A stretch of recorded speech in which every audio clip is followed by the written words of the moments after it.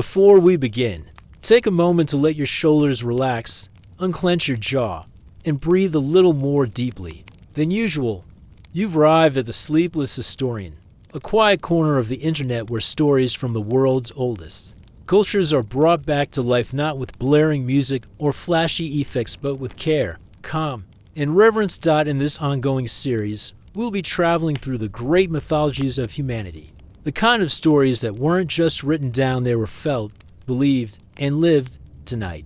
As you ease into sleep or simply drift into stillness, we'll revisit tales that once echoed through mountains and palaces, temples and tombs. We'll walk with gods and kings, listen to the whispers of oracles, and uncover rituals long buried by time. Whether it's the fierce beauty of Norse sagas, the divine hierarchies of the Egyptians, the elegant riddles of Greek myths, or the earthy power of the Celts, each story we tell carries with it a piece of ancient wisdom and a touch of human longing. Here, there's no pressure to remember names or follow the logic of lore. Just let the cadence of the tale carry you. You're not expected to stay awake. In fact, the gods won't mind if you fall asleep in their presence. So wherever you are, welcome. You're among fellow wanderers, now those drawn to the old stories, told slowly and softly as they were meant to be. Let's slip quietly into the past. Good evening, friends. Tonight, we drift gently into the peculiar world of medieval medicine, a realm where leeches were welcome guests, prayers cured headaches, and a spoonful of crushed emeralds might have been the closest thing to a modern cough drop. Before we begin, take a moment to find stillness, dim your lights, settle under your blanket. Feel the day melt away, like wax dripping slowly down a candle. If this calm journey helps you unwind, tap like and subscribe only if it feels right to you. No pressure at all, just presence. Now, close your eyes if you like, and let the soft hum of history carry you off to a time of strange remedies and even stranger beliefs. Let's begin. Chapter 1. The Apothecary's Apprentice. Let me take you somewhere quiet and distant, but still echoing with the clatter of wooden carts and the soft rustle of linen robes. Imagine a cobbled street, slick with last night's rain. The morning air is cool against your face, and the sky, though gray, seems oddly inviting.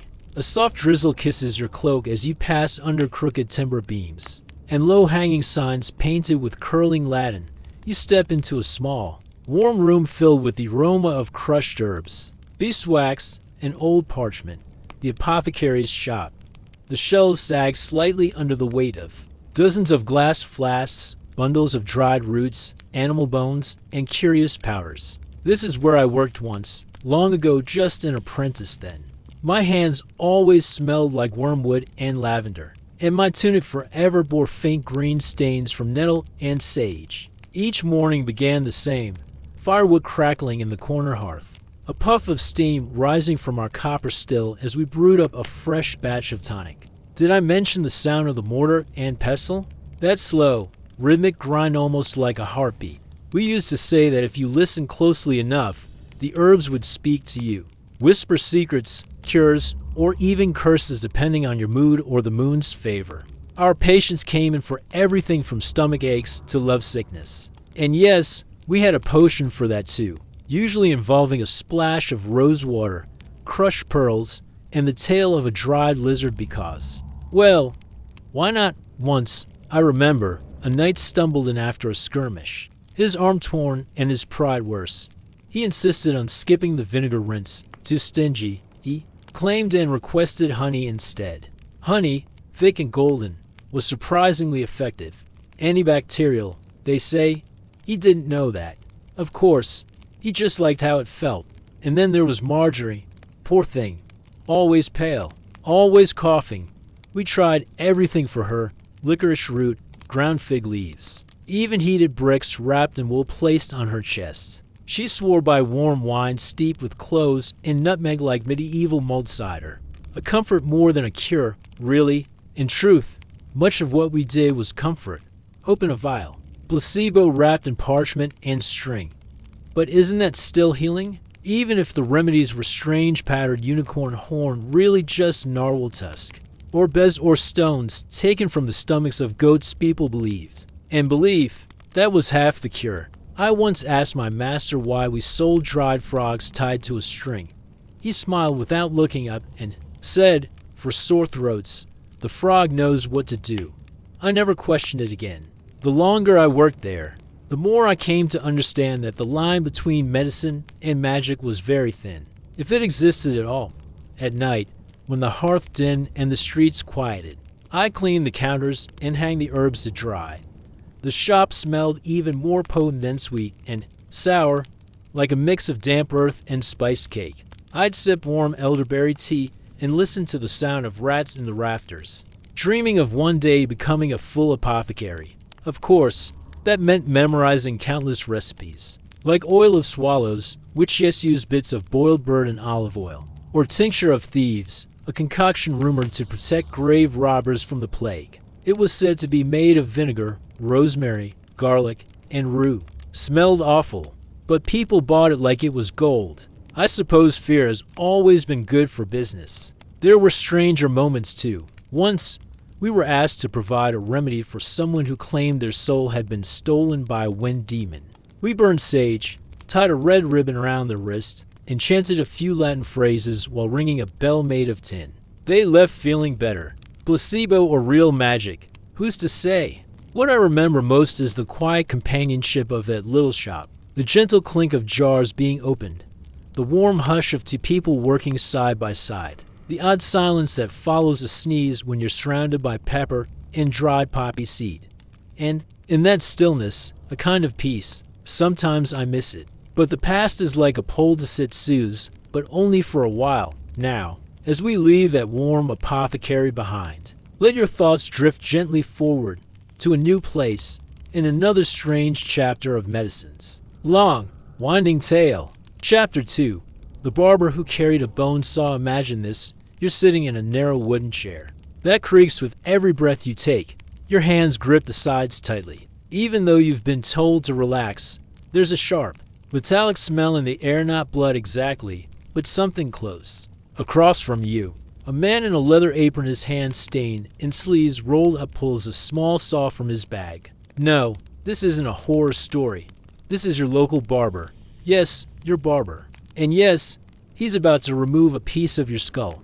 Let me tell you how we got here. Back in the medieval world, the lines between barber, surgeon, and sometimes priest were more like faint smudges than sharp boundaries. Barbers weren't just in charge of haircuts and beards. Oh no, they handled bloodletting, wound treatment, abscess lancing, and yes, amputations. If you saw a red and white striped pole outside a shop, that wasn't for style. It represented bloody bandages twisting in the wind.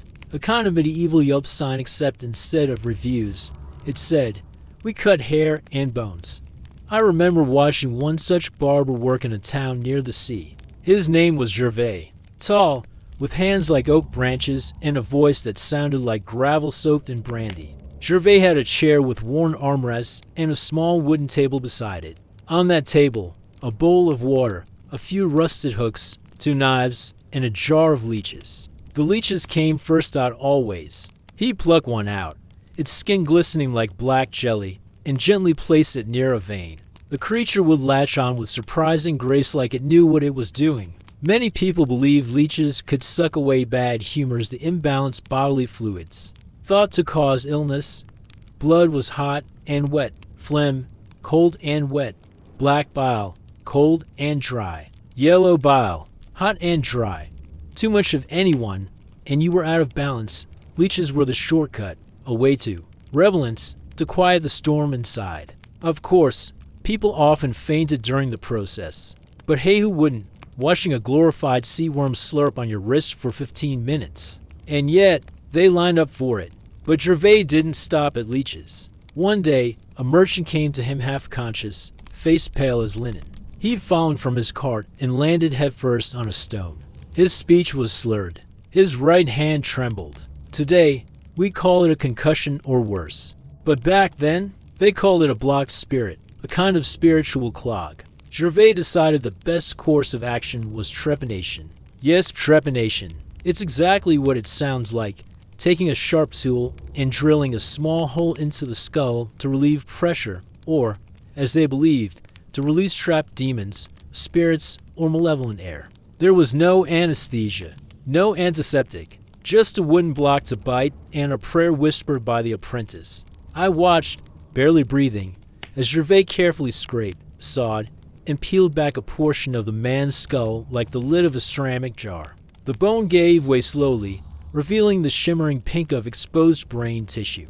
Then he stopped, cleaned the area with vinegar, placed a warm compress of rosemary and wine, and the merchant lived. Not only lived, he claimed the headaches vanished, that his thoughts were clearer, that colors seemed brighter. Maybe it was true, or maybe he was just thrilled to be alive. Still, the barbers of that era were a strange mix of healer and craftsman. They didn't rely on university education. They didn't write books. They relied on touch, instinct, repetition, and sometimes a little luck. Their tools were simple, often handmade, bone-handled knives, hooked instruments for tooth pulling, fire-heated rods for cauterizing wounds. I once saw a barber pull a tooth from a man using a pair of iron tongs heated in a fire until they glowed red.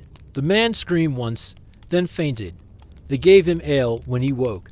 Pain management was crude wine, opium if you were lucky, or simply being held down by two strong lads named Jeffrey and Walter. But it worked in its own way. What fascinated me most was how trusted these barbers were. Villagers treated them like minor gods. They held your pain in their hands, and you trusted that they'd return it slightly dulled, if not gone altogether. And despite the horror of some treatments, there was warmth too. After a successful procedure, Gervais would wipe his hands, give you a hearty clap on the back, and send you home with a sob of comfort and a smile. He even gave lollipops to children, made of boiled honey and licorice root, sticky, but sweet. Some said the barber surgeon was crude, unrefined, brutal. But I say, they were the unsung backbone of the village, the quiet hands behind every healed wound and pulled tooth. So next time you pass a barber as pole white and red spiraling in the wine, imagine the hands that once held a razor in one grip and a bone saw in the other. Now, let's step away from that tiny, buzzing shop. Let the sound of saws fade into the gentle hush of a meadow breeze. Let your thoughts wander, not toward fear, but curiosity, because our next tale holds even stranger truths. Let us continue our gentle descent into the world of shocking truths about medieval medicine, and more this time, with a new subtopic nestled softly into the flickering candlelight of our collective. Past, dim the lights just a little more, feel the comfort of your blanket wrapped around you, and let the next story unfold like parchment by firelight. Chapter 3, Soup, Spices, and the Plague Doctor's Beak. Have you ever wondered what fear smells like? If you were alive in the mid-1300s, you might have known it intimately, the heavy scent of burning herbs in the streets, vinegar-soaked rags, and a strange sweetness trailing behind a shadowy figure in a long robe, with a bird-like mask. That was the smell of the Black Death. I remember the first time I saw a plague doctor. I was just a boy then, hiding behind a cart of onions in the marketplace. Everyone had scattered. The air felt thick, like even sound didn't want to linger. And then he appeared, draped in black from head to toe, leather gloves creaking as he moved, and on his face, well, not a face at all. A long, curved beak protruded where a nose should be. Glassy eyes stared from behind round lenses. It was terrifying. But here's the strange part. That beak, it was meant to protect him. Let me explain. Back then, people believed disease traveled through what they call miasma, bad air, corrupted by sin, rot, or even planetary misalignment. And so, plague doctors stuffed the beaks of their masks with aromatic herbs, spices, and dried flowers, things like lavender, mint, cloves, cinnamon bark, and occasionally crushed rose petals, or camphor. The result, a bizarrely fragrant mass that turned every breath into a strange potpourri. It was like smelling an entire spice rack through a straw. Was it effective? Not really. But it gave people something, a ritual, a barrier between them and death. Doctors didn't just wear the masks. They carried canes, not to walk with, but to prod patients from a distance. Imagine being diagnosed with a stick. They'd say things like, "You're ill, but if you eat a hot soup and stay warm, you might recover." And oddly enough, That was good advice. Soups were the medieval version of comfort food and medicine rolled into one. If your body was cold and wet, meaning to phlegmatic or spicy, warm broth could restore balance. Think of it as the original chicken soup for the plague-ridden soul. Some recipes even included nutmeg and saffron, expensive spices imported along trade routes that, ironically, helped spread the plague. I remember one broth in particular. The nun who made it called it warming potage. It was a mix of boiled leeks, garlic, ground ginger, and a pinch of dry mustard. It wasn't gourmet, but when you were coughing and afraid, that steaming bowl felt like salvation. Many people believe that if you could sweat, you could survive. So these soups were meant to make you hot, sweaty, flushed, and hopefully cured.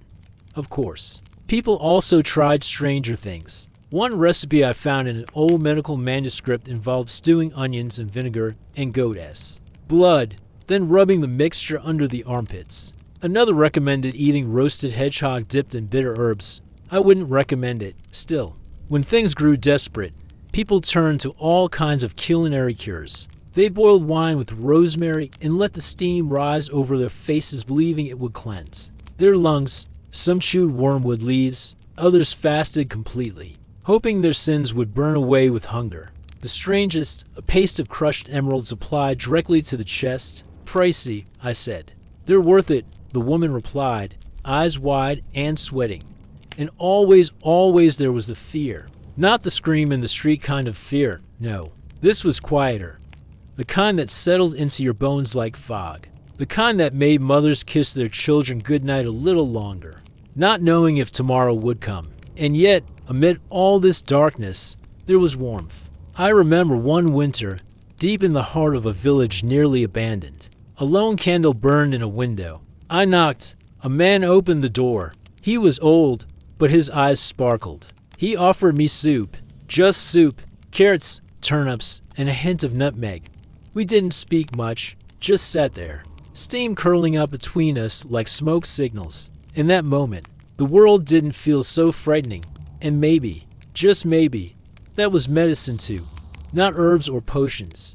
Just kindness, just soup. As the plague doctor vanished down the street, his fragrant trail fading into mist, the world slowly turned again. Not healed, but turning. Now, as you breathe deeply, let the imagined scent of lavender and warm broth fill your thoughts. Let it remind you that even in times of fear, there were people who cared, who tried. Let's now drift forward once more to another strange chapter of healing.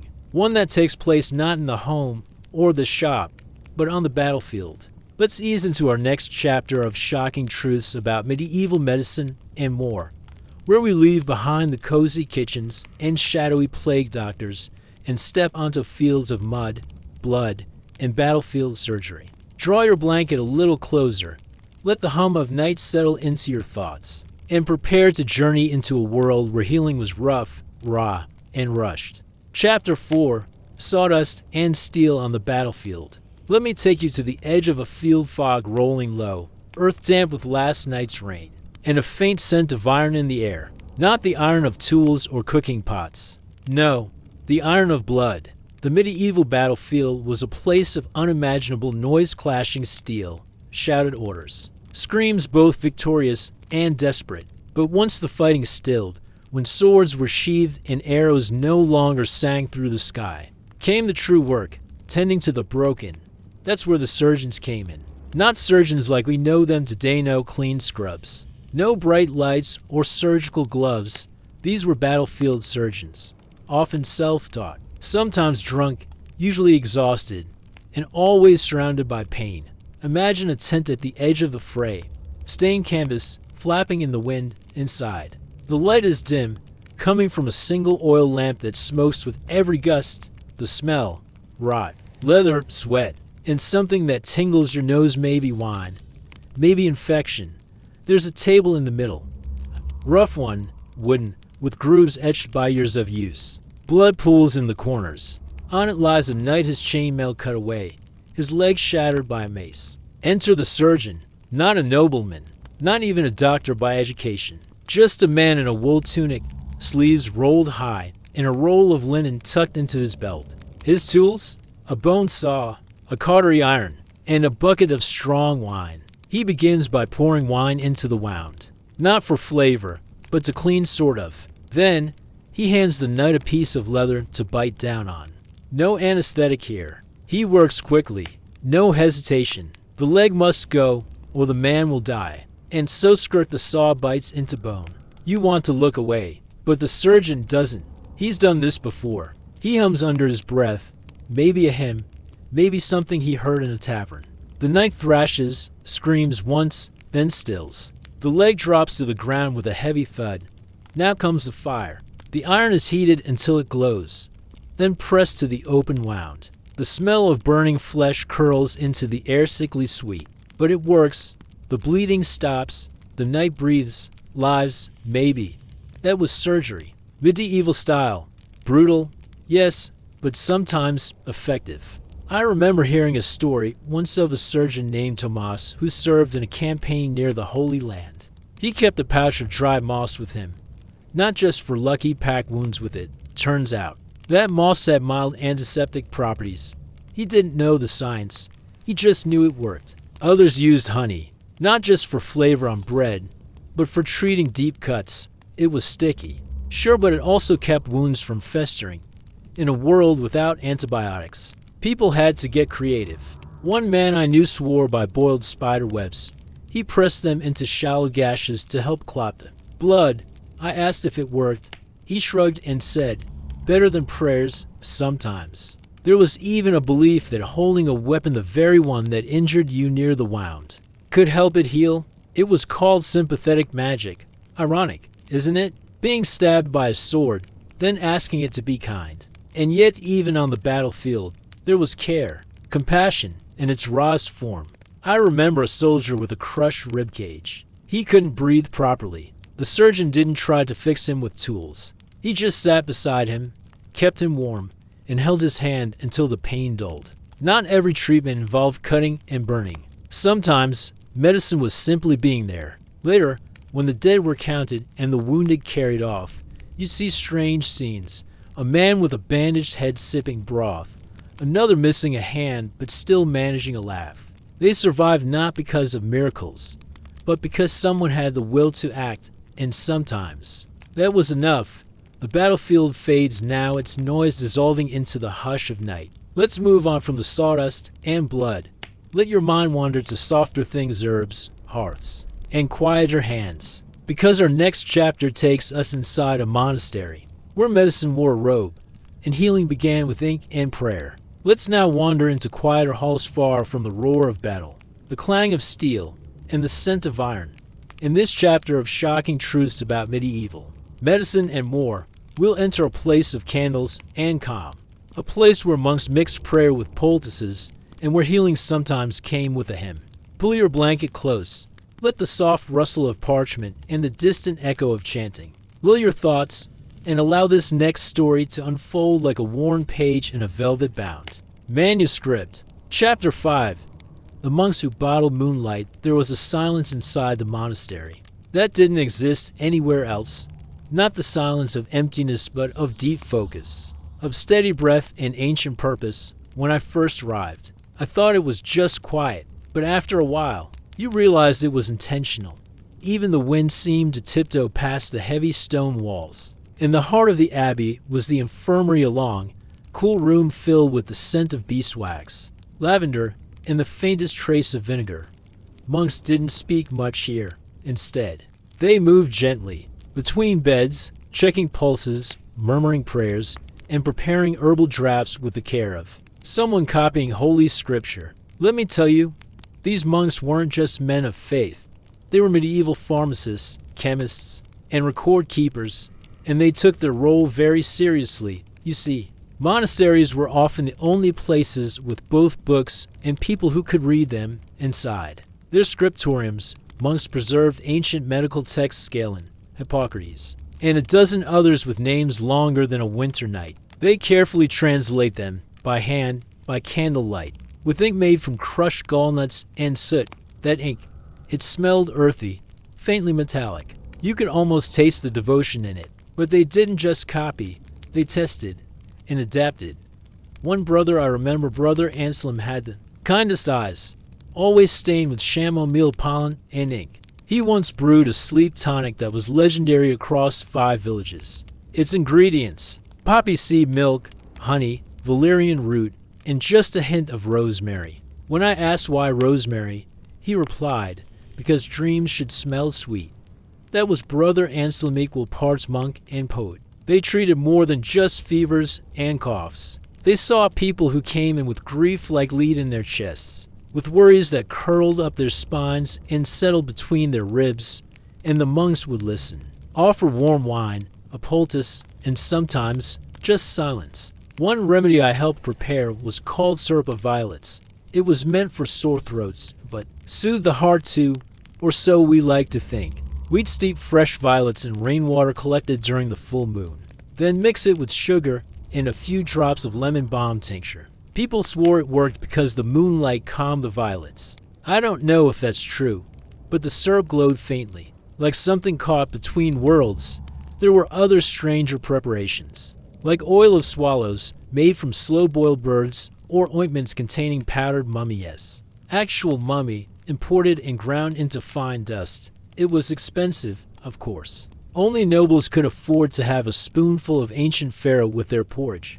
But most monks preferred simpler cures: garlic for infection, juniper for chest congestion, yarrow for wounds that wouldn't close. They used honey like it was holy water drizzled on burns, packed into cuts, stirred into teas. And why not? It was golden, thick, healing. Sometimes I think the monks were secretly alchemists, not because they turned lead into gold, but because they turned fear into hope. Their infirmary was lit by candles, hundreds of them. The wax dripped slowly, like time made visible.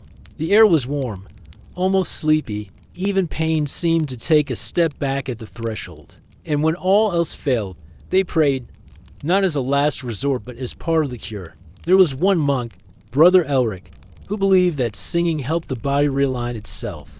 He'd chant softly as he cleaned wounds, deep, low notes that seemed to resonate in your bones. Some said it made them feel lighter. Others just liked the sound.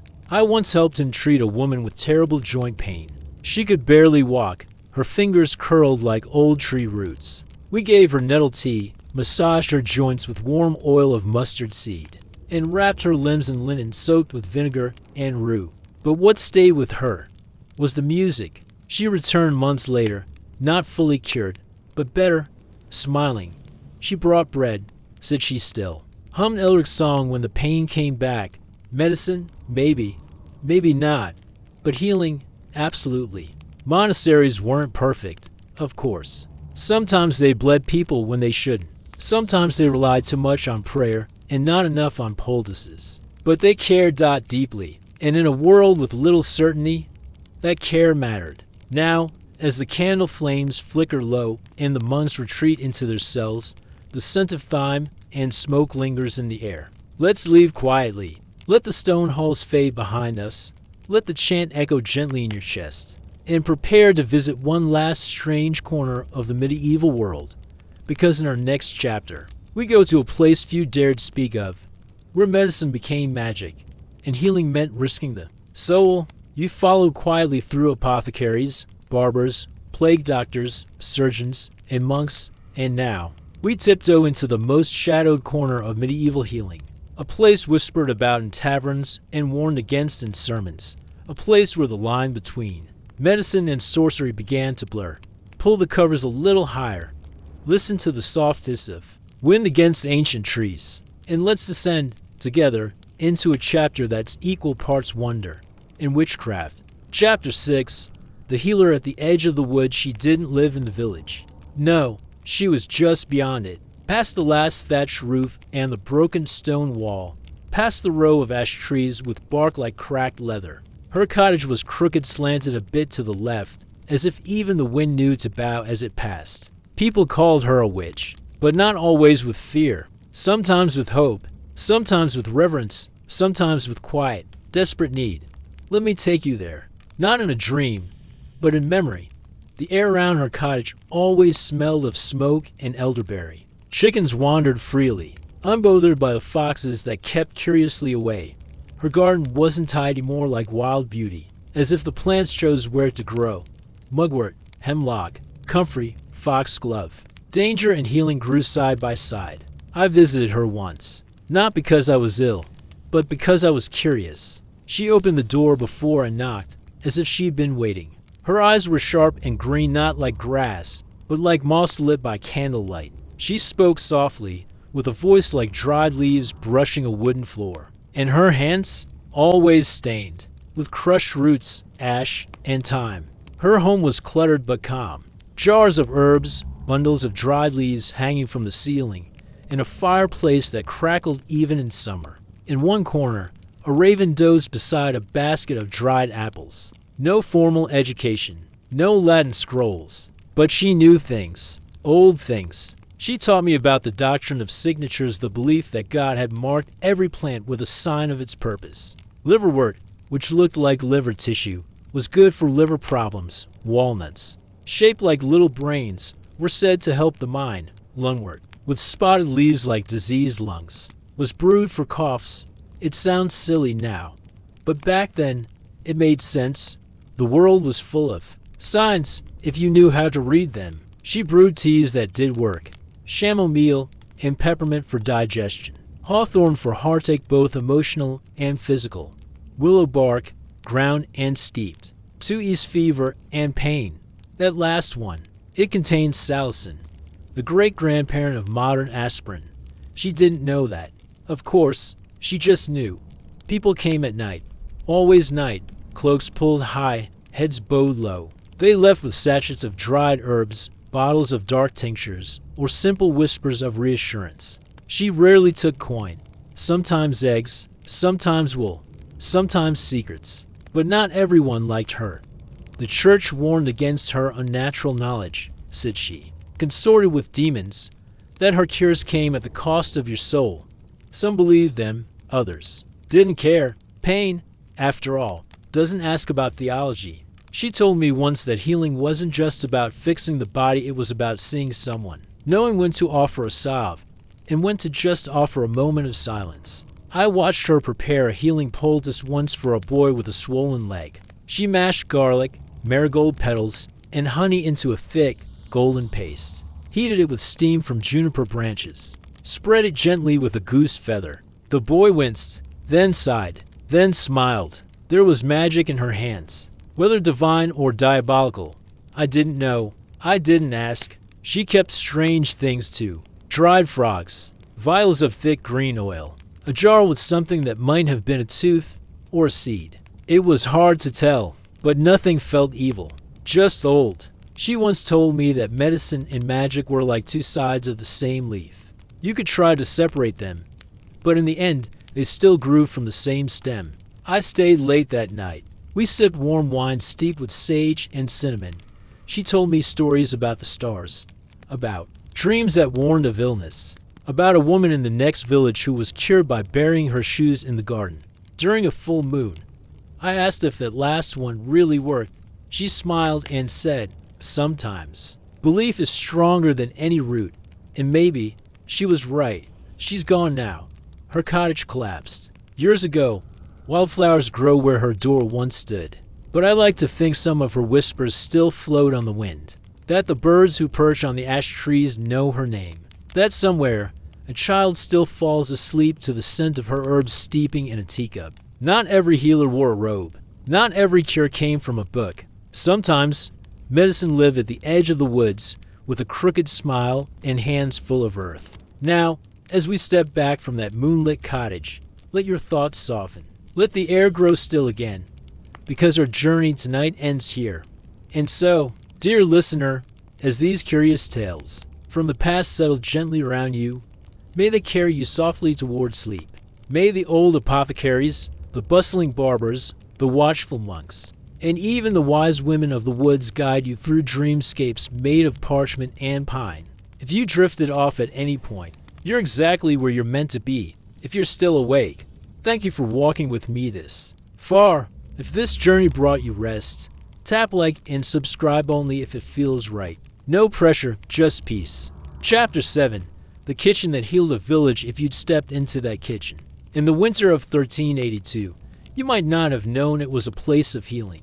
There were no doctors, no potions in glass jars, no smell of vinegar or cauterized wounds. Instead, there was soup simmering, bread rising near the fire, herbs hanging from every rafter dry, fragrant, whispering softly in the warm air. And in the center of it all, a woman named Milda, sleeves rolled, eyes kind, hands stained with rosemary and dough. She wasn't a healer by trade. No one had knighted her a wise woman or branded her a witch. She just knew things, the way grandmothers know things, quietly, without fuss. They said she'd once delivered 9 babies in one summer, that she cured a child's fever with a barley poultice, that her onion and garlic broth had saved half the village during the winter coughs. She never denied it, just smiled, tucked a strand of gray hair behind one ear, and asked if you'd eaten yet. Because healing, in Milda's world, almost always began with food, and not grand food, no roasted swans or candied figs. Her recipes were humble, but each one had a reason. Garlic, she'd say, warmed the blood and kept out death. Leeks eased the belly. Sage cleared the mind. Cabbage leaves drawn over the chest could soften a cough. Sometimes she wrapped hot stones in linen soaked with thyme oil, pressed them to aching joints. Other times, she soaked bread in hot milk and mustard, wrapped it in wool, and called it chest cake. Odd name. But I tried it once. It helped. In her kitchen, illness was something you fed through. You didn't just starve a fever or purge a chill. You comforted it. You reasoned with it. And sometimes, you distracted it long enough for the body to catch up. She kept a tin pot of elderberry syrup above the hearth, always warm, a spoonful for children before sleep, 2 if they were sniffling. Elderberries rich in antioxidants, though she'd never have used that word. She just said, they chase the cold out before it settles in your bones. There was also her poultice cupboard, a low wooden cabinet filled with small linen pouches of dried chamomile, tansy, yarrow, fennel, and mint. Each pouch was labeled, in her hand, with simple chalk symbols. A sun for fevers, a moon for sleep, a spiral for pain. Children in the village used to pretend they were spell bags. Milda would laugh and hand them a magic seed, usually a dry pea, wrapped in thyme-scented cloth. It didn't do anything, except maybe make a child feel brave. And that, in its way, was medicine. She had a cure for nightmares, too. Boil lavender with apple peels and drink it just before bed, while sitting with your back to the hearth. You had to face east, though. East was important. She never explained why. Sometimes people traveled from nearby villages just to ask her advice. They called her Hearth Mother. She didn't ask for coin, only that they take a bowl of soup before leaving. Her soup. It changed with the seasons. In summer, it was light watercress and wild garlic with a splash of vinegar. In winter, thick barley with marrow bones, thyme, and nettle. She claimed nettles chased away the shivers, said they were full of hidden fire, and nettles, by the way, surprisingly nutritious, rich in iron, anti-inflammatory. It stung to pick them, sure, but once cooked, they turned soft, almost like spinach with a temper. But it wasn't just the ingredients. It was how she made them. Her kitchen was a ritual space. She stirred clockwise, never left a spoon resting in the pot, always blessed the salt before tossing it in. And she listened. That was her real magic. She'd listen to you, not just your cough or limp, but your tiredness. The sort that made your bones ache in the morning, the kind no poultice could reach. She once told me that most illnesses were simply the body's way of asking for care. So she gave it. She even had a recipe for heartbreak. Wild rose petals steeped in honey water, then frozen in clay cups and placed on the chest. You were meant to lie still, eyes closed, and breathe slowly as it melted. Did it work? I don't know. But people always seemed a little lighter after. The strange thing was, no one ever tried to write her cures down.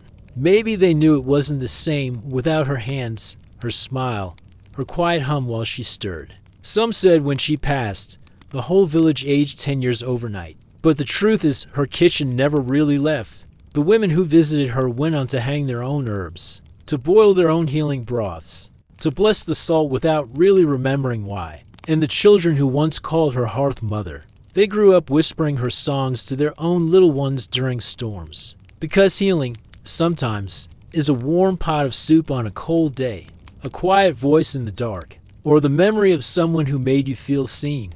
So now, let the scent of nettle and barley fade. Let the old wooden door close behind you with a soft creak, and follow me, because in the next chapter, we visit a castle, a place of velvet and silver and also fear, and strange remedies fit for a king. With the warmth of Milda's kitchen still lingering in your thoughts, the simmer of broth, the clink of wooden spoons, let us now climb stone steps to a different world entirely. A world gilded in gold leaf and silk banners, where healers whispered behind closed doors, and kings entrusted their lives to hands that tremble beneath velvet's leaves. Tonight, in shocking truths about medieval medicine and more, we step into royalty's shadow, where sickness was a state secret, and the cure could be more dangerous than the disease. So fluff your pillow, let the imagined scent of frankincense and beeswax polish settle around you, and follow me through these castle doors. Chapter 8. The King's Leech and the Cure That Glittered. There was a peculiar quiet that lived in castles at night, not the peaceful kind, more like the stillness of something watching, waiting. Footsteps echoed more loudly in long stone corridors. Candlelight flickered a little too high, as if straining to hear whispered words from behind tapestry-lined walls. In those spaces, illness wasn't just unwelcome, it was unmentionable. A king could not appear weak, not in body, not in breath, not in anything that might shake the confidence of court or kingdom. And so, royal medicine was cloaked in secrecy, status, and more than a little superstition. Let me tell you about one such royal healer. He was called Master Theobald, though no one knew if that was his true name. He wore robes of deep green velvet, gold rings on each finger, carried a satchel lined with swan feathers, containing an array of glittering tools, and he was the king's leech. Now, the term leech once meant physician, though ironically, Theobald used actual leeches often enough. But unlike your average village surgeon, he didn't wade into blood with his sleeves rolled. He floated, always graceful, always composed. His work was equal parts medicine and theater, because in royal circles, appearances mattered. I first met Theobald during an especially bitter winter. The king had taken ill, chest tight, breath wheezing, fever mounting like storm clouds behind his temples. The court whispered of poisons, of curses, of foreign plots. But Theobald declared it was an imbalance of the humors. The blood is surging, he said, and the phlegm resists its rhythm. His remedy, a mix of rose oil, pearls ground to dust, and the liquid from a boiled unicorn horn. Yes, unicorn. Of course, it wasn't real. Likely narwhal tusk, imported through traders who spun it into legend. But in court, facts mattered less than symbols. The king must be healed by something rare, precious, noble. He drank it from a silver goblet etched with astrological signs, then laid in a chamber filled with fresh linens, lavender-stuffed pillows, and an entire choir humming softly in the corridor outside. The choir, Theobald explained, soothed the soul and encouraged proper digestion. And I must admit, the king slept and woke improved. Coincidence? Perhaps, but perception in those high halls was reality. Theobald's treatments grew stranger from there. He once used powdered emeralds mixed with honey and saffron to treat a persistent rash. Another time, he placed a silk pouch under the king's mattress filled with white rose petals, licorice root, and a prayer scrawled in gold ink. He advised the king never to eat eel on Wednesdays. It disrupts the liver's tides, he claimed. He insisted meals be tasted first by a musician, because those gifted in song will detect poison with their instincts. Absurd? Maybe. But Theobald remained trusted, revered, untouchable. He had rivals, of course, always others, alchemists with potions, astrologers with star charts, whisperers with links to monasteries, and merchants. The court was a hive of competing cures, and all of them danced to stay in favor. Some offered cures made of powdered sapphire. Others promised healing through the pulse of certain tones played on bone flutes carved during the waxing moon. One even insisted the king sleep with a badger's tooth tied around his ankle. It didn't help. But the king said he dreamed more sweetly. I watched one ritual where Theobald summoned healing air by burning a mixture of cinnamon bark, frankincense, and dried violet petals in a brass censer. The smoke swirled, fragrant and soft, and he chanted words not found in any Bible. Later, he claimed the illness had moved from the lungs to the fingertips and must be sung out by the royal harper. That poor harper plucked until his fingers blistered, and yet oddly the king recovered. Again and again, or perhaps enough to keep ruling. Theobald recorded each treatment in a leather-bound codex. No one else was allowed to read. Pages dusted with crushed petals, oils, and gold leaf annotations. It smelled of beeswax, secrets, and lilies. I flipped through it once. When he dozed during a long council, inside were diagrams of the human body, not anatomical, but symbolic. Stars for joints, flames for fevers, tiny dragons curled around the spleen. It was beautiful and completely incomprehensible. But what fascinated me most was that among all the rare powders and whispered charms, Theobald kept a small pouch of dried chamomile tucked inside for tea. Sometimes, the simplest medicines held the truest magic. One evening, I asked him softly, cautiously why he bothered with all the glitter, the song, the spectacle. He looked at me, a long pause in his eyes, then said, "Because kings need to believe they are being healed by something as rare as their blood. If I gave him the same tea as a beggar, it would kill him, even if it worked." And in that moment, I understood. Medicine wasn't just herbs and heat. It was story. Status. Expectation. A king S fever wasn't he treated the way a farmer S was not because it shouldn't he be, but because it couldn't be. And so, castles became places where health was measured in ounces of gold and the softness of silk, where the cure was not just swallowed, but performed. Now, let us leave the palace walls behind. Let the sound of harps and soft smoke slip into silence, and follow the candlelight to one last stop for tonight, because in our next chapter, we leave medicine behind entirely and enter the realm of medieval myths about medicine, where mermaid bones, lunar milk, and demon cures may not be as fictional as they sound. Chapter 9.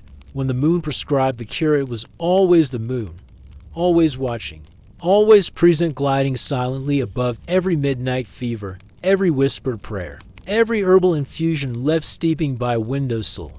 They call her by many names, Luna, the Silver Sister, Heaven's Clock. But for medieval healers, both learned and lowly, the moon was something else entirely, a guide, a compass, a silent physician, and sometimes a scapegoat.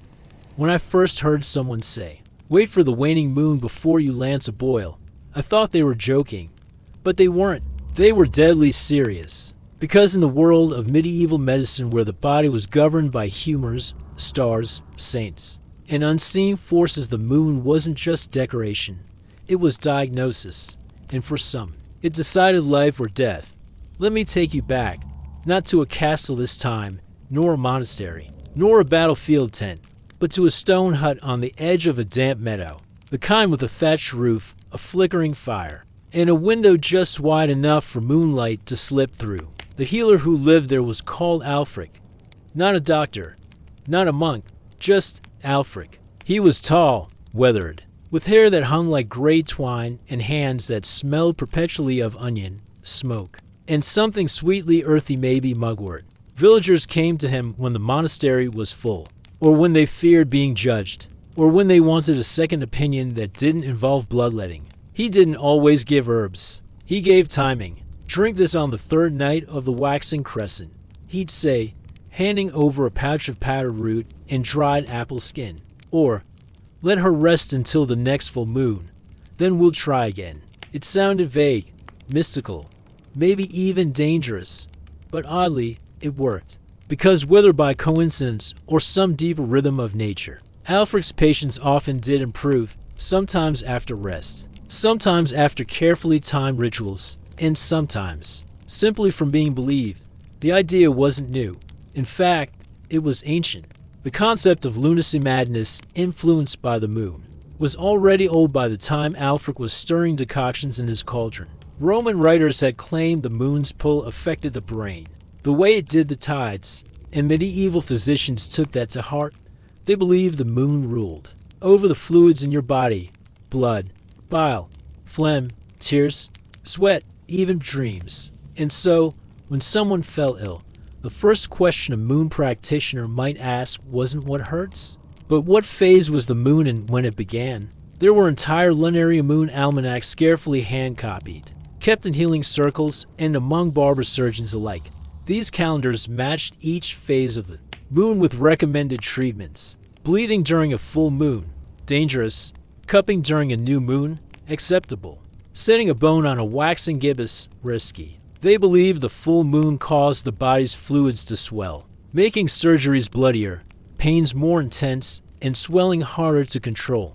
Conversely, the waning moon meant the body was releasing, making it the ideal time to expel disease. I once watched a barber surgeon delay a minor operation on a boil for 2 full days, despite the patient's cries of agony, just to wait for the right moon phase. Did it help? Hard to say, but the man recovered, and in the surgeon's mind, the timing was what saved him, not the poultice, not the stitching, not the rest, the moon. One of the most fascinating and frankly bizarre moon-based cures I came across involved lunar milk. No, not actual milk from the moon, but a kind of milky white tonic made from distilled goat's milk, powdered white coral, poppy seed extract, and sometimes, for wealthier patients, crushed pearl. It was only to be consumed on nights when the full moon was visible and unobscured by clouds. You had to stand barefoot, facing east, and drink it while staring into the moonlight. It was meant to soothe fits, epilepsy, night terrors, and madness of the womb, an actual diagnosis back then. One woman told me her mother swore by it, said she hadn't slept soundly since her second child, until she drank the moon milk one July night. Afterward, she slept 3 days straight, dreamless and still. Placebo, maybe. But it raises an interesting question. When healing comes, does it matter how? Of course. Not all lunar lore was peaceful. Some of it was darker. There were tales of moonstruck children, babies born during eclipses said to be cursed with trembling limbs or ghost sight. Some mothers were told to bury a piece of moon-charged iron near the child's cradle to protect it. A blacksmith once showed me a crescent-shaped amulet he'd forged, marked with symbols older than Latin. He swore it could trap the moon's wildness and hold it at bay. He'd been selling them to worried midwives for a decade. Even physicians who mock folk remedies often check the lunar calendar before surgery. I once read a letter between 2 university-trained doctors, debating the timing of a patient's bleeding. One argued for immediate action. The other replied, "But sir, surely you wouldn't risk the humors under a swelling moon." Another common practice was moonstone divination, before administering a risky treatment like lancing a deep abscess or draining fluid from a swollen joint. Some healers placed a polished moonstone under the patient's tongue and waited. If the patient gagged or coughed violently, it was said to be a bad omen. Best to wait until the next moon cycle. That might sound silly, but when sterile tools and anesthesia were centuries away, you couldn't blame them for reading stones. Some households even kept moon jars, simple clay vessels, used to capture moonlight. Yes, capture moonlight. You fill them with water and place them outside during a full moon. In the morning, you drink the water believing it now held the moon's gentle properties. It was said to improve eyesight, reduce melancholy, and lighten the soul. Did it? Well, the water was probably cold and refreshing, which, if you were parched and feverish, might have felt like a small miracle. We often dismiss these things as superstition. But here's the truth most history books skip. People were doing their best, with the knowledge they had, with the tools they could afford, and the stars above to guide them. It wasn't just moon-mad healers in huts. Even kings' courts consulted astrologers before major medical decisions. The alignment of stars and phases of the moon appeared in royal records alongside surgical plans and physician' notes. The moon wasn't an accessory, it was a consultant. And so, when someone like Alfred timed his tinctures to the lunar calendar, he wasn't being whimsical. He was following a centuries-old tradition of rhythm-based medicine, of watching the world, not just the body, for signs of wellness. I still remember one cold evening, Alfred handed me a small bundle wrapped in waxed cloth. Inside, dried dandelion, licorice root, and something that glittered faintly silver under the firelight. "What's this for?" I asked. "For the next waxing moon," he said. "Steep it, drink it warm. Good for lungs and dreams." And he was right. That night, my chest felt easier, and my dreams, well, they were filled with light. I remember once traveling to a small coastal village, tucked beside wine-bent trees and slate-gray waters. The sea was restless, that weak waves slapping the shore like slow applause, as if the earth itself were reluctant to settle. The villagers there had a unique practice. They believed that on certain nights specifically, the full moon closest to the autumn equinox, the tides could be read like an almanac. The healer, an old woman named Esme, said the ocean and the body were sisters. Both swelled, both responded to the moon's pull, both healed or broke according to tides. She took me down to the beach one night, the moon full and butter pale in the sky. The wind whipped at our cloaks, but she moved slowly, intentionally. Like someone following choreography taught in dreams, she picked up a sea stone flat, smooth, nearly translucent, and held it toward the moon. "If it shines through," she said, "the body will purge well tonight. The lungs will clear. The fevers will run." Then she dropped the stone into the water and watched it vanish beneath the surface. That night, she prepared a treatment for a fisherman's wife who had a deep cough for 3 winters. The concoction was boiled sea kelp, thyme, vinegar, and a spoon of moon water drawn from a clay jug. She didn't even taste it, just sipped slowly, then smiled. And weeks later, I heard she'd improved. Coincidence? Maybe. But even now, I can still see that old woman's eyes reflecting the moonlight like the tide itself had taken root in her gaze. Esme also believed the moon governed dreams. On waning moons, she recommended teas made with crushed poppy seeds and dried mullein flowers. To pull the weight out of the chest, she'd say. On waxing moons, she used valerian and fennel to open the ribs for breath. She had jars labeled with moon phases rather than plant names. One for crescent sigh, one for silver breath, and one tall and dusted simply marked for when the moon bleeds. That last one was reserved for ailments of the womb, or so she told me. A sacred tea made from raspberry leaf, clove, and moon-charged honey. "Steep it on a blood moon," she whispered.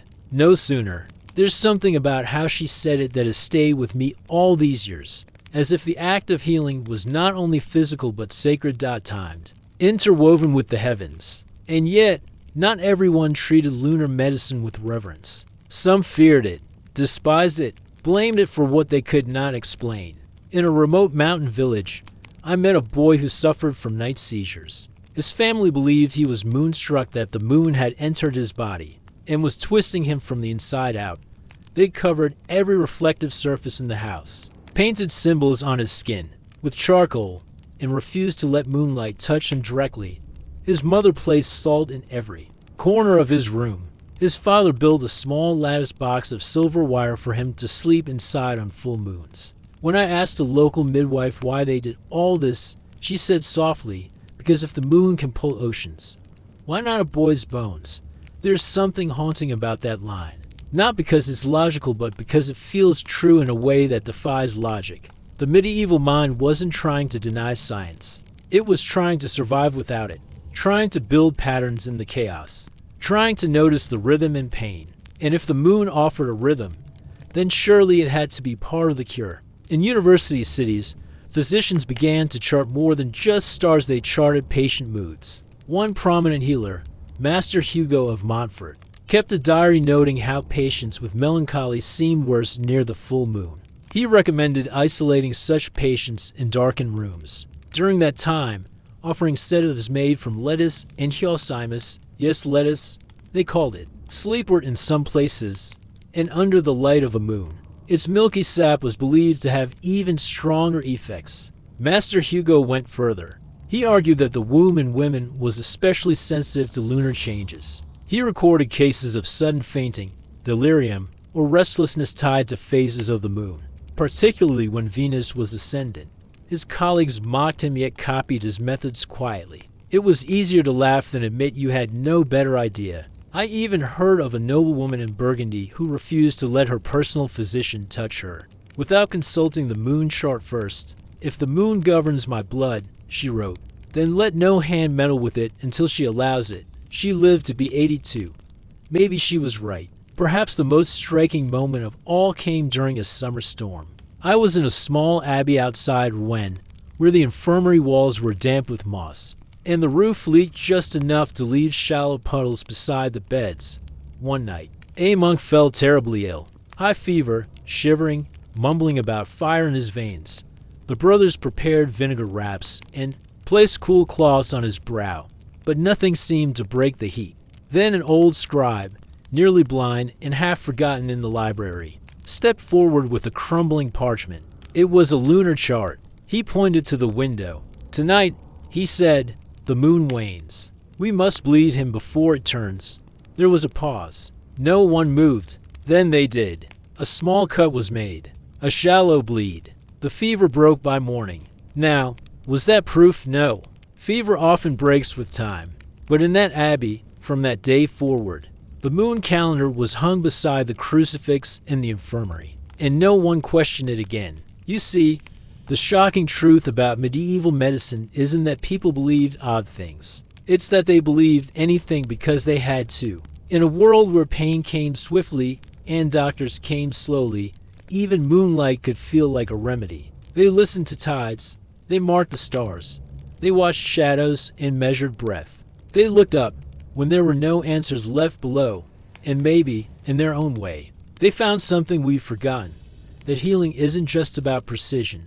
It's about rhythm, time, patience, belief. So tonight, as the moon rises slowly above your window, let yourself feel its soft pull. Let your breath match its glow.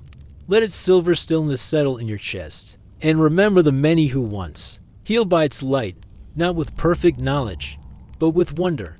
Let's leave the moon now. Let it sail into the dark sky. Let our eyes grow heavy, because in our next chapter, we descend even deeper into the anatomy theaters, where the dead taught lessons to the living, and the search for medical truth came with a knife and candlelight. But for now, sleep. Chapter 10. Lessons from the candlelit cadaver. Let me take you somewhere different tonight. Not a tavern, not a kitchen, not even a monastery garden with its rows of lavender and rue. No, this time, we descend below the hum of daily life into a quieter, colder space. A room that whispers more than it speaks. Down stone steps, past heavy oak doors, and into the chilled silence of a medieval anatomy theater. The air is close here, heavy with oil, wax, and something sharper faint. Metallic, the echo of blood long dried. There's no crowd yet, only the hum of preparation. But soon, this space will fill. Robed scholars, wide-eyed students, clerics clutching crosses, physicians with their hands clasped behind their backs, trying not to look too eager. Because tonight, a body will be opened, and with it, so might knowledge. Now, let me be clear. Dissection in medieval Europe wasn't common. In fact, it was rare, controversial, and shrouded in tension. For much of the early Middle Ages, the Church forbade tampering with the body after death. It was sacred, meant to remain whole for resurrection. But by the 13th and 14th centuries, cracks began to show in that conviction, driven by necessity, curiosity, and the rediscovery of ancient texts. A few brave or reckless institutions began to allow public dissections, under tightly controlled circumstances, usually once a year, often during the coldest months when the body would rot more slowly, and always with candles. I remember the first time I entered one of these rooms. It wasn't grand, no marble amphitheater, just a low cellar beneath a university in Padua. The walls were lined with faded frescoes of saints and martyrs, as if even they were watching, perhaps in silent disapproval. The table at the center was stone, sloped slightly, with a channel carved around its edge to catch fluids. The body, already laid out, was draped in linen. The students filed in silently, their breath visible in the frigid air. They were young, some no older than 16, but their eyes held that desperate gleam found only in those who know knowledge will cost them something. At the head of the room stood the lector's senior physician, who would read from an anatomical text, most often Galen, sometimes Avicenna, always Latin, always precise. But it wasn't the lector who cut. No, that role belonged to the barber surgeon. You might recall them from earlier, those rough-handed, quick-minded men who worked with knives more often than quills. In the theater, they were tools of the physician's mind, directed like instruments. Now reveal the thorax, the lector would say, and the barber would comply, cutting with a reverence usually reserved for priests at the altar. The smell, even in cold months, was intense, sweet, sour, a blend of tallow, herbs packed around the nostrils, and the inevitable sharp tang of open flesh. Some students turned green. A few fainted, but others leaned closer, scribbling notes, whispering comparisons to what they'd read. Because here on this table was the truth, not in ink, not in scrolls, but in sinew and bone. The shocking part? Much of what they found didn't match what they'd been taught. You see, the texts they relied on were often translations of Greek works written 1,000 years earlier. Galen, in particular, was a towering figure in medieval medicine. His words were law. But Galen had never dissected a human body, only animals, mostly apes and pigs. So his descriptions of organs, though elegant, were wrong in key ways. The liver had 5 lobes. He said the heart had holes that let blood pass directly between chambers. The womb had horns, all plausible in a dog, not in a woman. And yet for centuries, physicians tried to fit the human body into Galen's descriptions, rather than revise them. So imagine the tension in that cold room, as a student watches the barber lift the human liver, sees only 2 lobes, and wonders, is Galen wrong? To say it aloud could ruin you, but to believe it, quietly, was the beginning of a new kind of medicine. I remember one dissection in particular. The body was that of a man in his 40s, hung for theft, then claimed for science. His skin was pale, stretched taut by death, but his hands were calloused. A laborer. As the barber opened the chest, there was an audible gasp. The heart was enlarged twice the expected size. Thick and muscle, scar tissue across one chamber. A scholar at the back muttered, "The seat of emotion, worn out by grief?" Another chuckled, "Or gluttony," he said. "He died full of sin." But the lector raised a hand. Perhaps the heart grows, not from sin or sadness, but from toil. A radical thought. And yet, perhaps truer than anything they'd ever read, these theaters weren't just classrooms. They were battlegrounds, where ancient authority wrestled with physical evidence, where the sacred met the secular, where a slice of flesh could undo 1,000 pages of scripture. Sometimes they found things that terrified them. Gallstones the size of walnuts, a uterus twisted on itself, a lung blackened by years of inhaling hearth smoke. One cadaver had 2 ribs fused together, an oddity no one could explain. They call it divine punishment, but I suspect, deep down, they knew it was just the cruel lottery of biology. The body was full of such surprises, veins that forked in unexpected places, nerves they didn't yet understand, glands mistaken for tumors. They tried to name everything, diagram everything, but the more they saw, the less tidy it became. There was one tool I remember in particular. Small copper hook, thin as a knitting needle, used to lift tissues gently without cutting. The barber wielded it like a violinist, and when he lifted the edge of a lung lobe and revealed the delicate branching bronchi beneath like frost spreading on glass, the entire room went silent.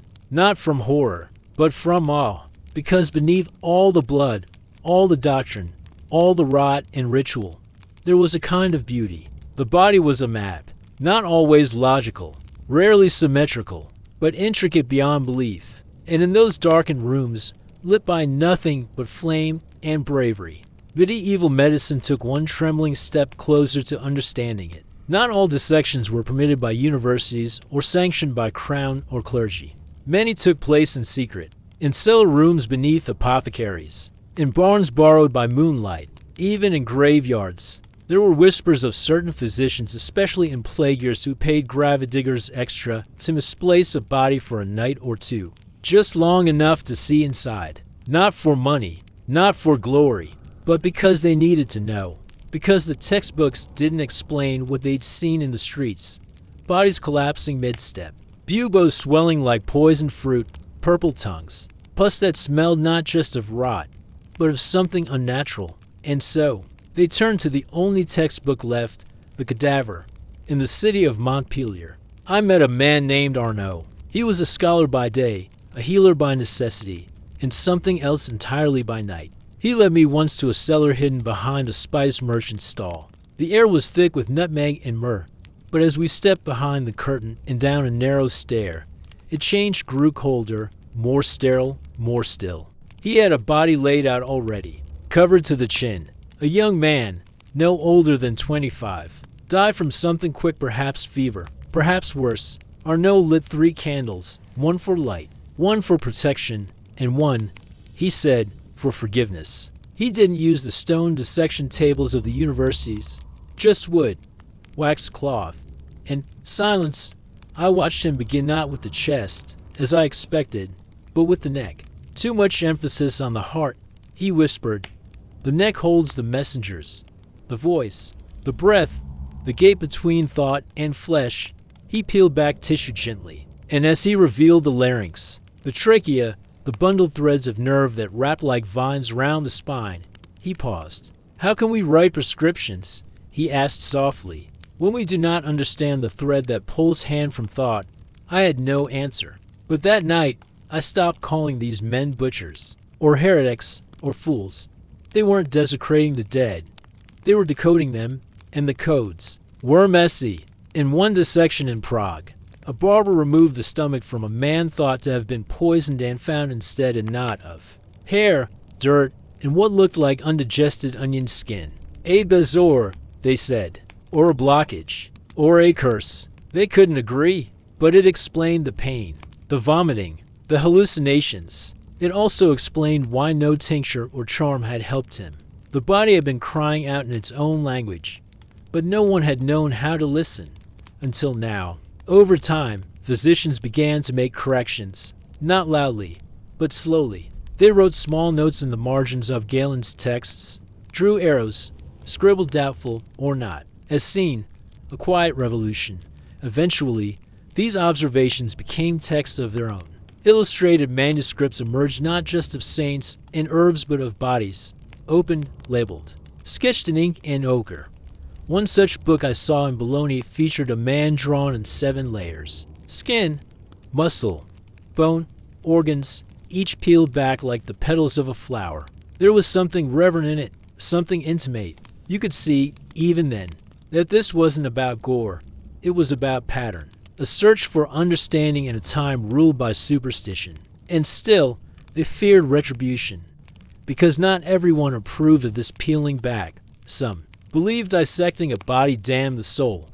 Others believed it would call down plagues or curses. Some even claimed that cadavers could speak, that under the wrong moon, the wrong prayer, the dead might whisper secrets no one should hear. In one dissection, it said that a novice fainted and swore he heard the corpse sigh. Another ran from the room, convinced the heart had twitched in protest. The human mind is a strange thing. It wants to understand, but not too much. It wants to believe, but not be afraid. One barber I met, Tommaso, used to place a sprig of rosemary in each cadaver's hand before cutting, so their soul has something to smell while it waits. He said, small gestures of kindness, because even in death, there was dignity, or at least, there should have been. Of course, not all dissections were so gentle.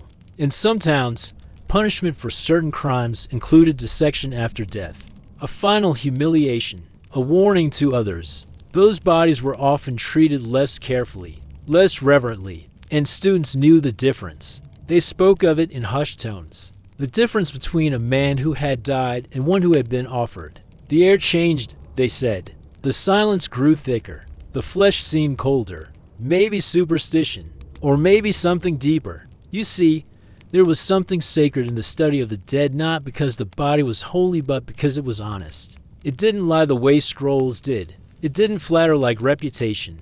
It just was. Broken bones, curved spines, stones in bladders, tumors in skulls, signs of rickets, arthritis, childbirth, trauma. They told stories no one else could. One woman's pelvis showed signs of 3 births and one that had not made it. You could tell from the wear, the scar tissue, Another man's ribs bore healed fractures, evidence of a life hard lived, but survived. Each cadaver became a book, and the most dedicated readers were those who read in silence, with clean blades and wondering eyes. It was these readers who would lay the groundwork for the future. Leonardo da Vinci would later draw muscles like braided rope, veins like branching rivers. Vesalius would write De Humani Corporis Fabrica, challenging Galen openly. At last, anatomy would become science, not heresy. But it began here, in these rooms, in the slow, candlelit unveiling of truth beneath skin and bone, and in the hands of those who, despite fear and fire, dared to look. Now, let's leave the theater behind. Let the candles burn low. Let the ghosts rest in peace. Their secrets no longer whispered, but written. Because in our next chapter, we'll move from the quiet cadaver to the loud chaos of medieval battlefield medicine, where healing was improvisation, amputation was survival, and sometimes the cure came at the cost of a limb. But for now, close your eyes. Let the scalpel rest. Let the mind unwind. You've learned enough tonight. Chapter 11, Bones, Blades, and Battlefield Bruise. War has a way of rewriting medicine. Not with clean ink and tidy scrolls, but with torn flesh, splintered bones, and desperate hands reaching for anything that might soothe, stitch, or save.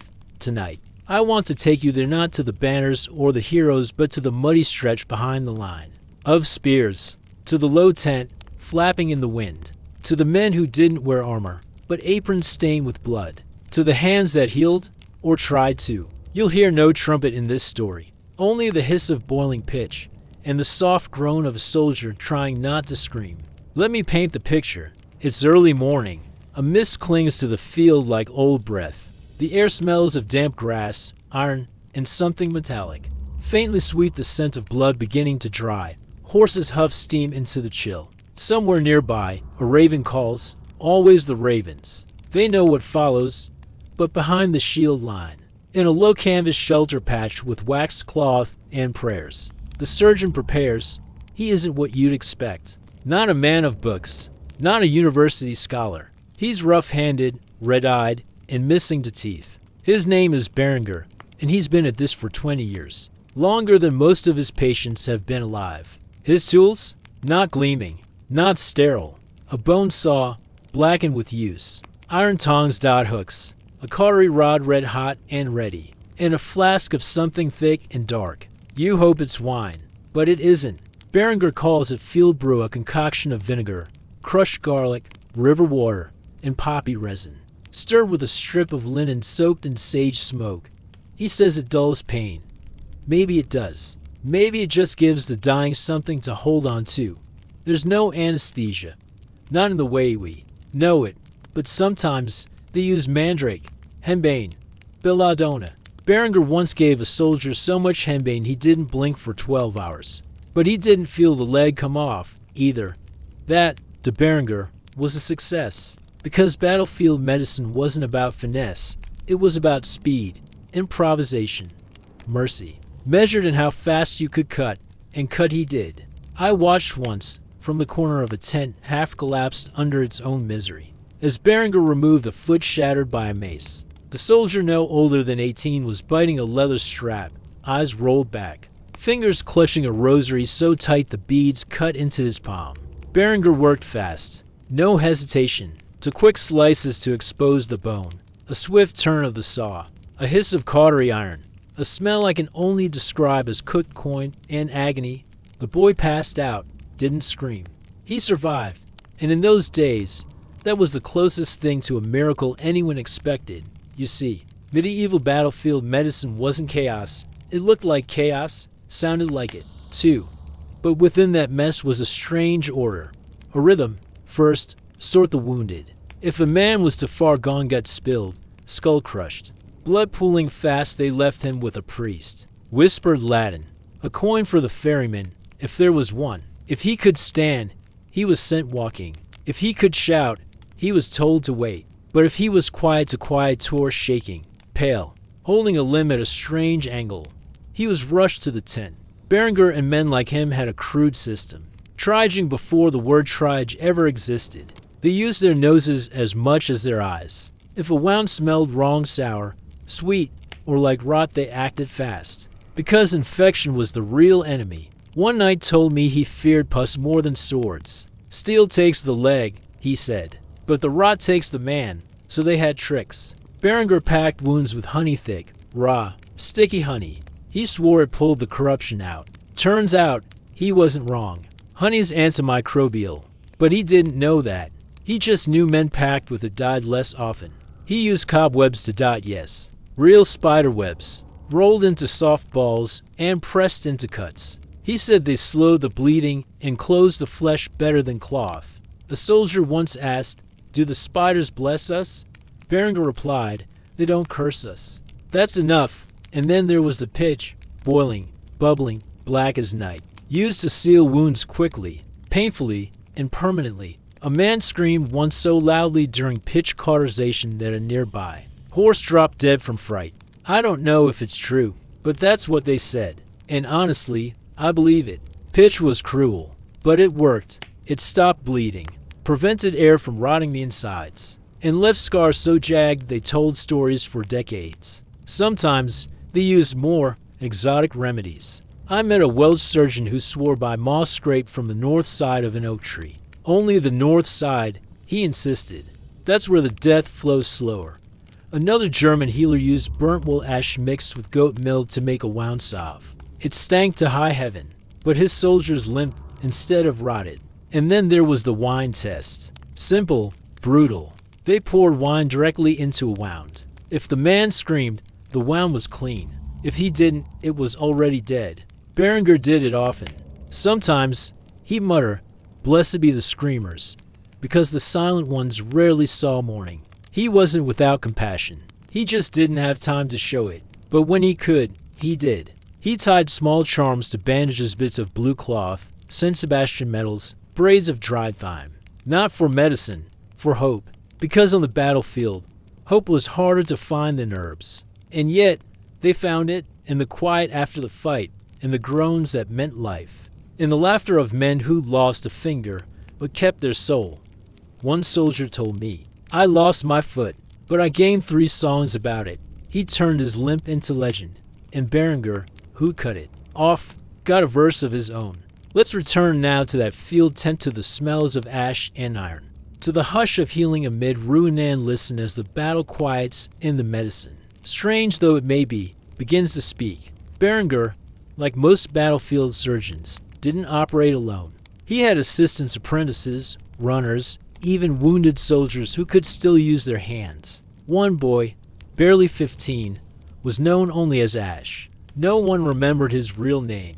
He lost a few fingers to frostbite during a northern siege, but he was quick, clever, and good at boiling bandages without burning them. A miracle, really. Ash carried the blood bucket. He also fetched water, chewed willow bark into paste, and knew which soldiers could handle the truth about their injuries and which ones needed to be lied to. Once, I saw Ash whisper into a man's ear after a particularly gruesome surgery. The soldier had lost an arm, but Ash smiled and said, "You'll be the fastest lad to reach the tavern now." The soldier laughed, then passed out. Later, Berenger said, "Half of medicine is the story we wrap around the wound." He wasn't wrong. In those tents, healing was equal parts steel and story, and sometimes superstition. One battlefield surgeon I met in Sicily swore that if you said the Lord's Prayer backwards while stitching a wound, the scar would fade in half the time. Another, in Burgundy, kept a pouch of all feathers and fox teeth used only when the wound refused to close. He'd wave it over the injury and mutter, "Let the beast's cunning seal what man's hand cannot." Madness? Maybe. But a soldier once healed cleanly after that ritual, and sometimes a single success makes a legend. Then there were the battlefield brews, concoctions brewed in iron pots over open flame, stirred with wooden ladles, and sweetened only with desperation. One brew was made from onion skins, wild garlic, and crushed brass coins. They believed the copper fought infection. Another, more infamous, included wine, crushed leeches, nettle, and the bark of an elm tree. Berenger called it iron sleep. It didn't put you to sleep. It just made you wish it had. Yet somehow, men drank it. because hope tastes better than truth. When supplies ran low, and they often did, they improvised. They used strips of boiled leather for sutures, sewed wounds with horsehair, made bandages from old tunics. Once, during a siege, they even used parchment from a bishop's discarded manuscript as a sling. Sacred healing, they called it. Sometimes the battlefield tent turned into a lecture hall. Berengar, grimy and tired, would gather the younger soldiers and talk through a wound. This is a clean puncture, no jagged tear. Easier to close. But look here, see how the blood pulses? That's not just a vein. That's deeper. He pointed with a bloody gloved finger. The men listened like children hearing ghost stories. Because the body was a ghost story. A haunted house of miracles and monsters. And Berengar was both the exorcist and the architect. Not every soldier trusted him. Some believed that wounds should be left alone, that the body knew how to heal itself, and that interference could anger it. They told stories of men who died not from injury but from touch. One tale spoke of a soldier whose shoulder was pierced by an arrow. He lived with the shaft still in it for 3 years. Said removing it would let the curse out. He died in bed at 73, arrow still intact. Another spoke of a man who bled from a nose scratch. Just a scratch. But when a barber tried to pack it with herbs, the man fell into a fever and never woke. So superstition lingered like smoke in the tent. Berengar didn't fight it. He worked around it. He let soldiers bring charms. Let them whisper to their wounds. Once, he even agreed to stitch a man only after a nearby friar had blessed the air. Whatever keeps them still, he said. And stillness mattered, because amputation was not rare. A crushed limb, a deep infection, a wound left too long, any of these might demand the blade. And the blade demanded speed. Berengar could take off a forearm in under 3 minutes. The soldier was strapped down, a thick leather strap in his mouth, and a mix of wine and poppy forced down his throat. Then the cut. Fast, clean, no hesitation. Afterward came the cautery iron. Sometimes, the smell alone caused other soldiers to faint, but for the one on the table it meant life. And if the stump healed well, if it didn't rot, didn't split, didn't scream with ghost pain at night, that was considered a miracle. They had no antiseptic, no antibiotics, no x-rays, but they had knowledge, hard-earned, passed down not in books, but in scars. Berengar's hand shook once, just once, that I ever saw. It was after a boy died on the table. Too much blood, too fast. Nothing could be done. Afterward, Berengar sat beside the body and whispered, "I'm sorry. I was late." He poured a few drops of wine into the boy's mouth. Ritual, maybe. Farewell. Then he stood, rolled up his sleeves, and called for the next. There was no pause. No break. Because the wounded kept coming. And so did the night. But here's the strange thing. Even in that mud, that blood, that crude horror, they learned. They learned how bones grew back wrong if not set. They learned how pus changed color when rot set in. They learned which herbs helped stop bleeding, and which simply masked it. They learned how to save fingers, eyes, tongues, souls, and all without microscopes, without degrees, just with time, with watching, with listening. One night, Berengar told me, the battlefield teaches fast. You just have to survive the first lesson. And that lesson, pain. Pain was everywhere, but so was endurance. I once met a man who'd been patched up 5 times in a single campaign. Arrow in the thigh, saber slash across the back, burned hand, broken nose, cracked ribs. He said, "My body's a battlefield, but I've learned the borders." Berengar, when he heard that, just nodded. "Then I'm your cartographer." They laughed and drank and toasted to all the limbs that stayed where they were supposed to. Because in the end, medieval battlefield medicine wasn't about fixing everything. It was about fixing enough. Enough to walk. Enough to swing a sword again. Enough to get home. It was brutal, but it was also brave. And as we leave that tent now, step past the blood-soaked straw and the empty bottles of willow bark brew, let us take one final look at those men. Their hands were stained. Their clothes burned, their hearts tired, but they tried. With every cut, every stitch, every whispered prayer, they tried, and that's medicine, too. Now let the battlefield fade. Let the noise hush. Because in our next chapter, We walk not into war, but into the still waters of medieval mental illness, into the asylums, the towers, the rituals meant to cure madness, and the shocking treatments that followed. But for now, just rest, no noise, no blades, just quiet. Let the candle flicker low now. Let the world quiet around you, and follow me into the echoing halls where the mind's shadows once whispered through cold stone. Chapter 12. Shadows in the mind's mirror. There's a silence you hear when you walk into certain places.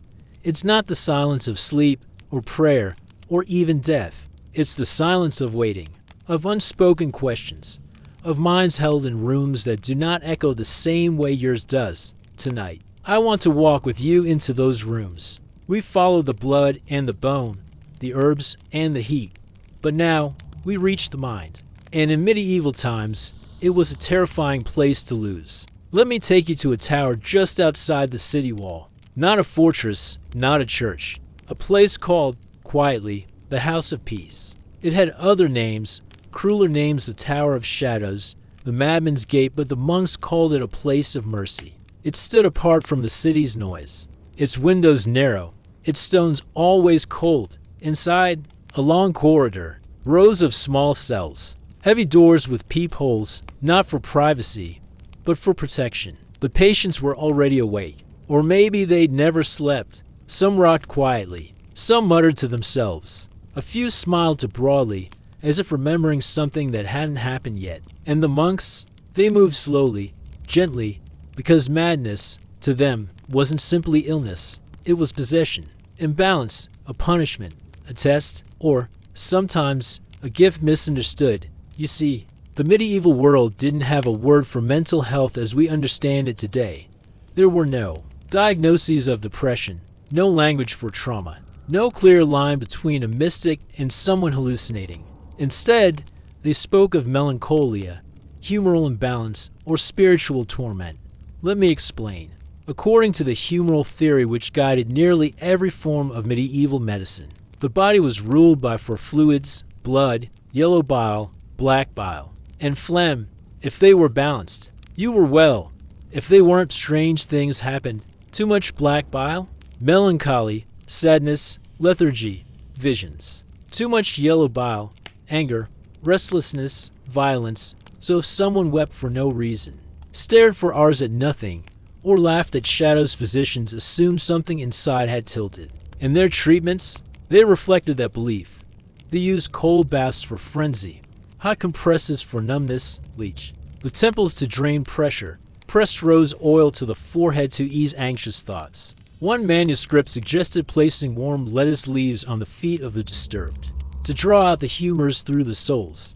Another advised writing prayers onto wafers, dissolving them in wine, and having the patient drink it, so the word enters the soul by way of the body. Some patients were read to psalms, usually. Others were beaten. It depended on the diagnosis. And who made it? Let me tell you about a man named Edric. He lived near Canterbury, a weaver by trade, known to be quiet, thoughtful, fond of stargazing. But one summer, something changed. He stopped weaving. He sat in the fields for hours, eyes wide, fingers twitching. He said he could hear the grass whispering, that angels were watching from behind the sun. At first, the villagers thought it charming. A man touched by vision. A holy man, perhaps. But when he began to shout in the night, tearing his clothes, fasting until he fainted, they grew afraid. He was brought to the monks. They gave him water infused with valerian. They prayed. They bathed him in holy water. They painted protective symbols on the walls of his room. And then they left him alone. He was found days later, humming to a spider in the corner. No pain, no violence, just gone in some way. One monk wrote in his journal, "He walks still, but his soul tarries in heaven, though his feet are of earth." They didn't know what to call it, so they called it grace. But not everyone was treated with such softness. In a different town, a woman named Margot was accused of witchcraft. Why? Because she heard voices. Not divine ones, just voices, whispering things, telling her secrets she never asked for. She confessed to no crime, but she spoke strangely, muttered numbers, spelled names in ashes. They brought her to the bishop's hall. There, A physician examined her skull, feeling for soft spots. For heat, he declared her touched by the fire of Saturn, meaning a melancholic madness, a dangerous one. They bled her, burned sulfur in her chamber, sang hymns through the walls. She grew weaker, quieter. Eventually, they released her, not cured, but no longer frightening. She disappeared soon after. No one knows where. Some say she wandered into the woods. Others say the voices grew louder, and she became one of them. It wasn't all darkness. In the town of Bruges, a man named Peter began building what he called a sanctuary of stillness. Not a prison, not a place of punishment, but a garden, surrounded by high hedges and open sky. He welcomed those with unsettled minds. They planted herbs, drew pictures in chalk, listened to music played on strings. Peter believed that the soul needed silence to mend and that madness was the soul's cry for peace. He wasn't a physician or a monk, just a man who'd once lost someone he loved to a locked room. So he built a different one, and it worked, at least for some. One man who had not spoken in 3 years whispered the word violet. After spending a week in the garden, no one knew why, but no one questioned it, because sometimes healing doesn't need to explain itself. Now, as we walk past these old halls, these echoing towers and locked doors, let me tell you a secret. Some of the treatments they used, crude as they were, held the seeds of real understanding. Take music. For example, they played lyres, psalms, wind chimes, not just for beauty but because they believed disordered thoughts could be retuned by harmony. Modern studies, centuries later, would find that music truly can soothe the nervous system, lower heart rate, ease anxiety, or the use of lavender oil rubbed into temples. Not merely a ritual but something now known to carry calming properties. Even the idea of talking, listening, watching. The monks did this not as therapy, but as vigilance to make sure no demons stirred. But in doing so, they stumbled upon something we now call presence, compassion. And sometimes that was enough. We remained wrapped in the hush of ancient corridors, listening to the echoes of misunderstood minds, and the remedies strange, tragic, and tender that tried to mend them. Now take another breath, pull your blanket close, and let the story continue. I once visited a coastal priory in Brittany, where they kept a journal not of saints or relics, but of dreams. They believed that dreams held clues to mental imbalance, and if you paid attention long enough, you could trace a pattern back to the spirit. The journal was bound in weathered leather, its pages soft from touch. Inside were entries like, Brother Alwyn dreamed of birds with human eyes. He woke laughing, but later wept. Sister Isabeau saw her mother floating above the sea. She has not spoken since. Father Guillaume walked in his sleep again. Found praying in the herb garden, barefoot. It wasn't science, not in the way we'd call it, but it was attention, gentle, observant, and in some ways far ahead of its time. Because medieval medicine often feared what it couldn't see. In the mind out. The mind was invisible. You couldn't lance madness, couldn't cauterize a sorrow. So they turned to what they knew. Spirits, humors, balance, sin, and in the absence of clarity, they clung to ritual. Let's talk about exorcisms. Yes, they were real. And yes, some were done on those we would now recognize as suffering from trauma, schizophrenia, epilepsy. The signs were familiar to us now, hearing voices, seeing things, fits, sudden laughter or tears. But in those centuries, that meant one thing, possession, and so they performed the rites. I sat in on one once quietly, unseen. A young woman lay on a straw bed, her wrists wrapped in cloth, not bound, but restrained gently. She whispered constantly names, places, sometimes nonsense. 3 monks stood around her. One held a candle, another a vial of holy water. The third read aloud from a worn book. Depart, wicked one, he intoned, for this is not your vessel. The woman did not scream. She wept, softly, repeatedly. Afterward, they laid her down again, offered her warm broth and fig bread. Was she cured? No, but she was calmer. One monk confessed to me, we do not know if the devil leaves, but sometimes the ritual scares the pain into quiet. That stuck with me, because even in their confusion, even in their flawed understanding, there was a strange kind of compassion beneath the fire and incense. Not always, but often. Of course, there were darker places. Dungeons, chains, iron masks, Inquisition halls where screams were mistaken for salvation. I will not dwell long there. Not tonight. But know that some believed torture could drive out madness. That pain might silence the voice of the devil. They were wrong. Pain only deepened the shadows. But alongside this cruelty, there were glimmers of tenderness. Take, for example, Saint Dymphna, a 7th century Irish princess said to have fled her father after he became mad with grief and obsession. When she was martyred, she became the patron saint of mental illness. Centuries later, in the town of Geel in Belgium, a tradition grew.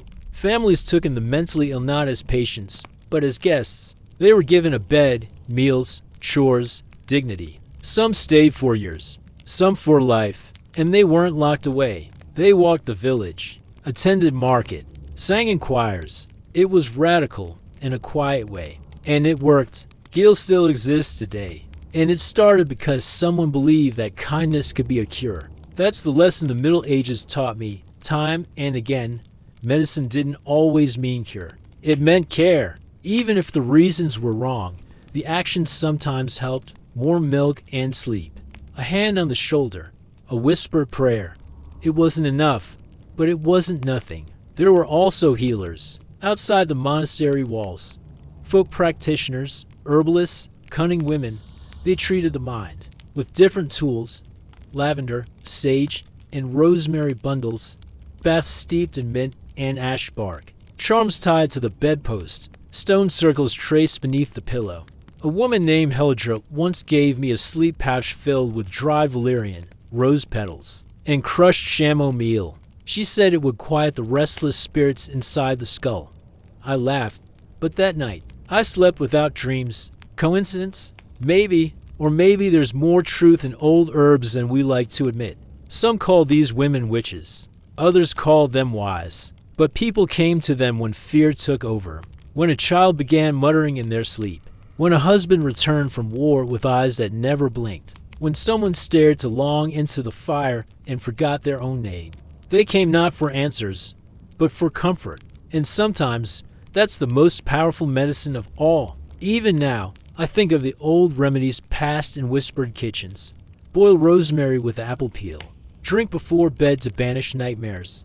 Hang a mirror above the bed, but cover it at night, so the soul doesn't wander. Place 3 sprigs of thyme in your left shoe if you can't stop crying. Not scientific, not precise, but rooted in something older than explanation. Hope. The hope that balance could be restored, that madness wasn't forever, that even the darkest mind still longed for light, and maybe yours does too. Sometimes, we all do. So now, as this chapter draws closed, let's step gently back from the tower. Let the door close softly. Let the echoes fade. You've seen the mind's mirror tonight, not polished, not understood, but not ignored. In the next chapter, we'll explore something gentler and stranger still. Sleep potions and love elixirs. The brews and blends of medieval apothecaries who promise not just healing, but happiness. But for now, let your breath settle. Let the quiet return. The shadows have been seen, and sleep is not far behind. Chapter 13, Elixirs, Enchantments. In the Medicine of Desire, the first time I stepped into a medieval apothecary's shop, it felt less like a pharmacy and more like a spellbook that had grown walls and windows. The smell hit first. Not bad, not good. Just thick, a heady blend of crushed lavender, vinegar, beeswax, and dust. The kind of scent that lingered in your clothes long after you left. The shelves were chaos. Wooden boxes labeled in Latin, some not labeled at all. Bundles of herbs hanging upside down from rafters. Glass bottles filled with liquids ranging from honey gold to peat black. A jar of pickled something that may once have been a frog. And a cat. Always a cat. And behind the counter stood the apothecary. She was not what I expected. Not a hunched old woman with warts and whispers, but tall, sharp-eyed, and barefoot. Her fingers were stained with berries. Her apron was stitched with flowers and soot. Her name was Leora, and she had a laugh that sounded like snapping twigs. "You're not sick," she said when I stepped inside, "but something's aching. That counts. She wasn't wrong. And that was the thing about apothecaries back then. They weren't just for illness. They were for everything the physician wouldn't touch: sleep troubles, broken hearts, night terrors, love gone sour, spirits gone restless, and desire. Let's talk about that, because medieval people, for all their saints and sermons, were still deeply human.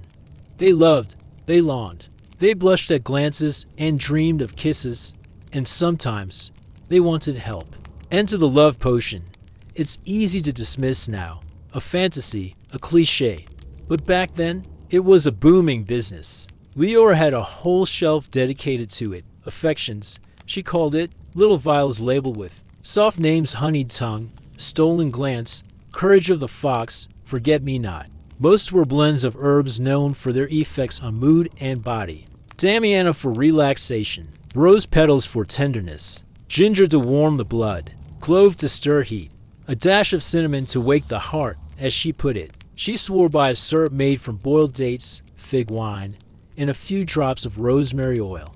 1 spoon, and the tongue finds poems, she said with a wink. But not every potion was for attraction. Some were for letting go.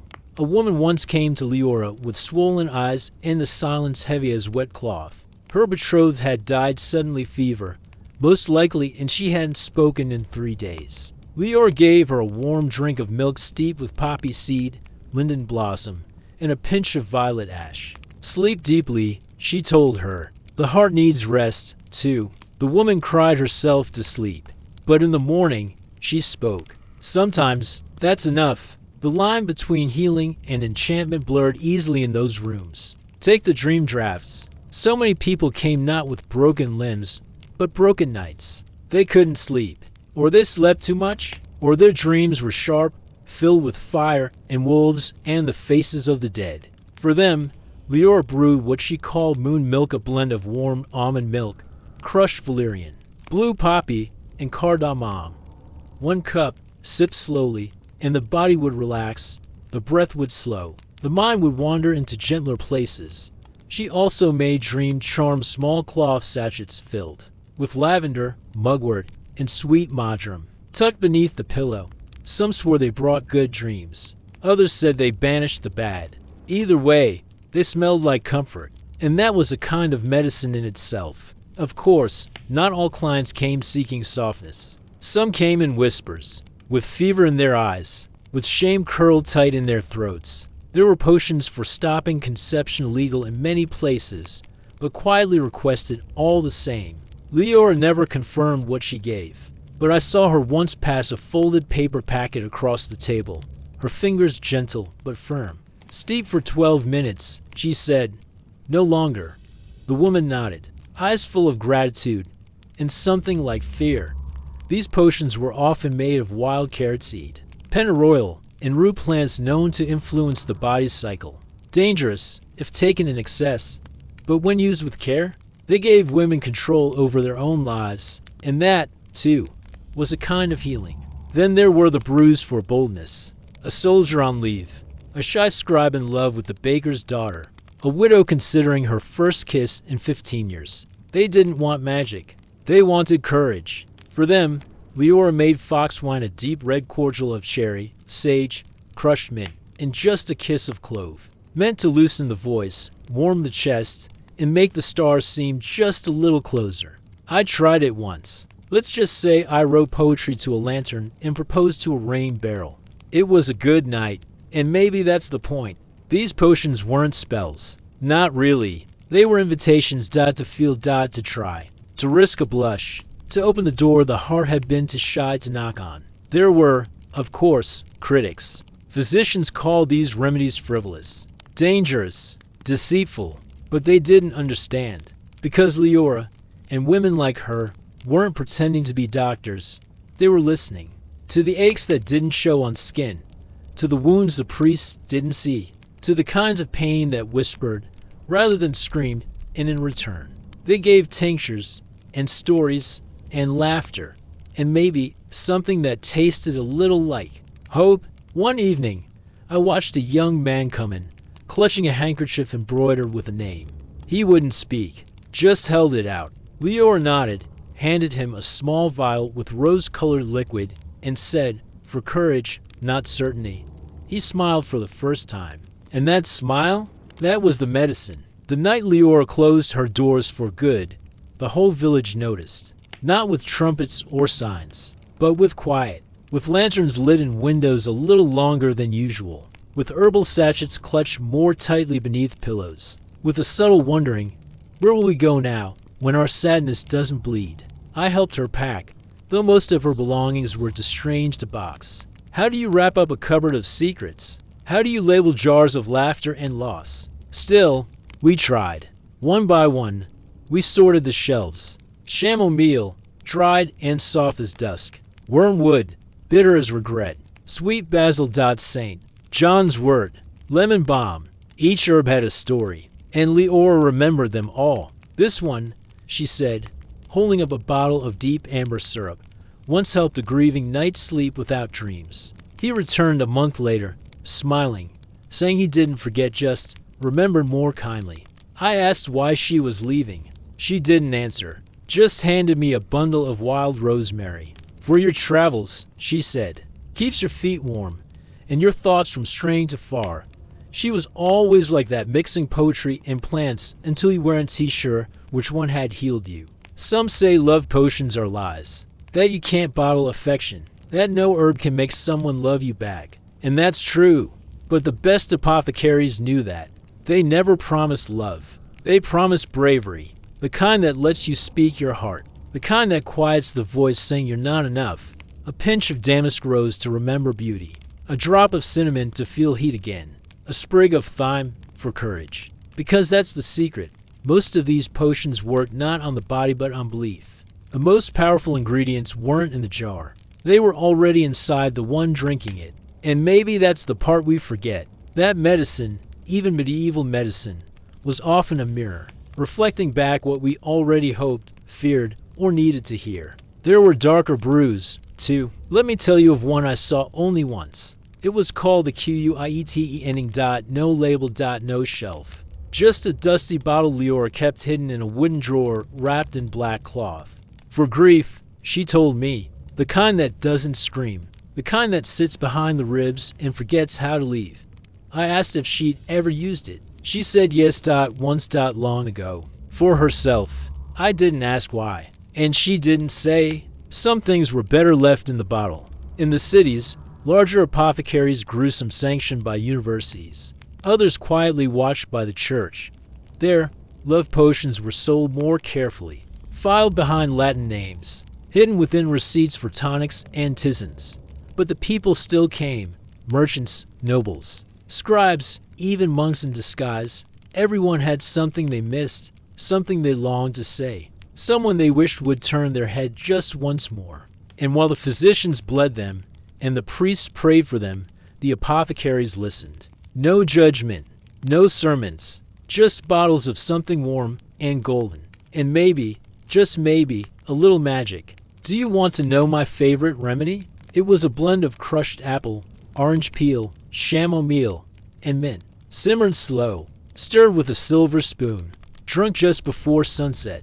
Not for pain, not for lust, but for loneliness. Leora called it company in a cup, and it worked. Maybe not in any chemical way, but when you drank it, the world felt less sharp, like someone was sitting beside you, even if they weren't, like being remembered. And in a world of cold stone and hard pews, that feeling was rare and precious. That's what medieval medicine rarely gets credit for. Yes, it was brutal. Yes, it was bizarre. But at its heart, it tried to care, even when it didn't understand, even when it failed. It tried.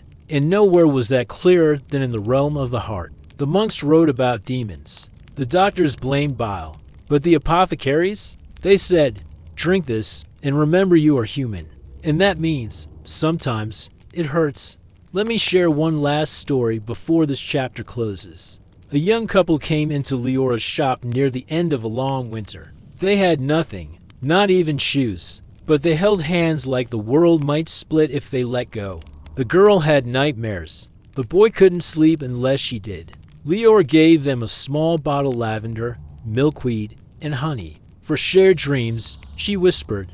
They returned weeks later, still barefoot, but smiling. They said the dreams weren't always kind, but they had them together now. That was enough. So tonight, as you lay still in your own bed, wrapped in quiet, in darkness, in breath, let the old remedies whisper to you, not because they hold truth in the modern sense, but because they remind us that healing can be small.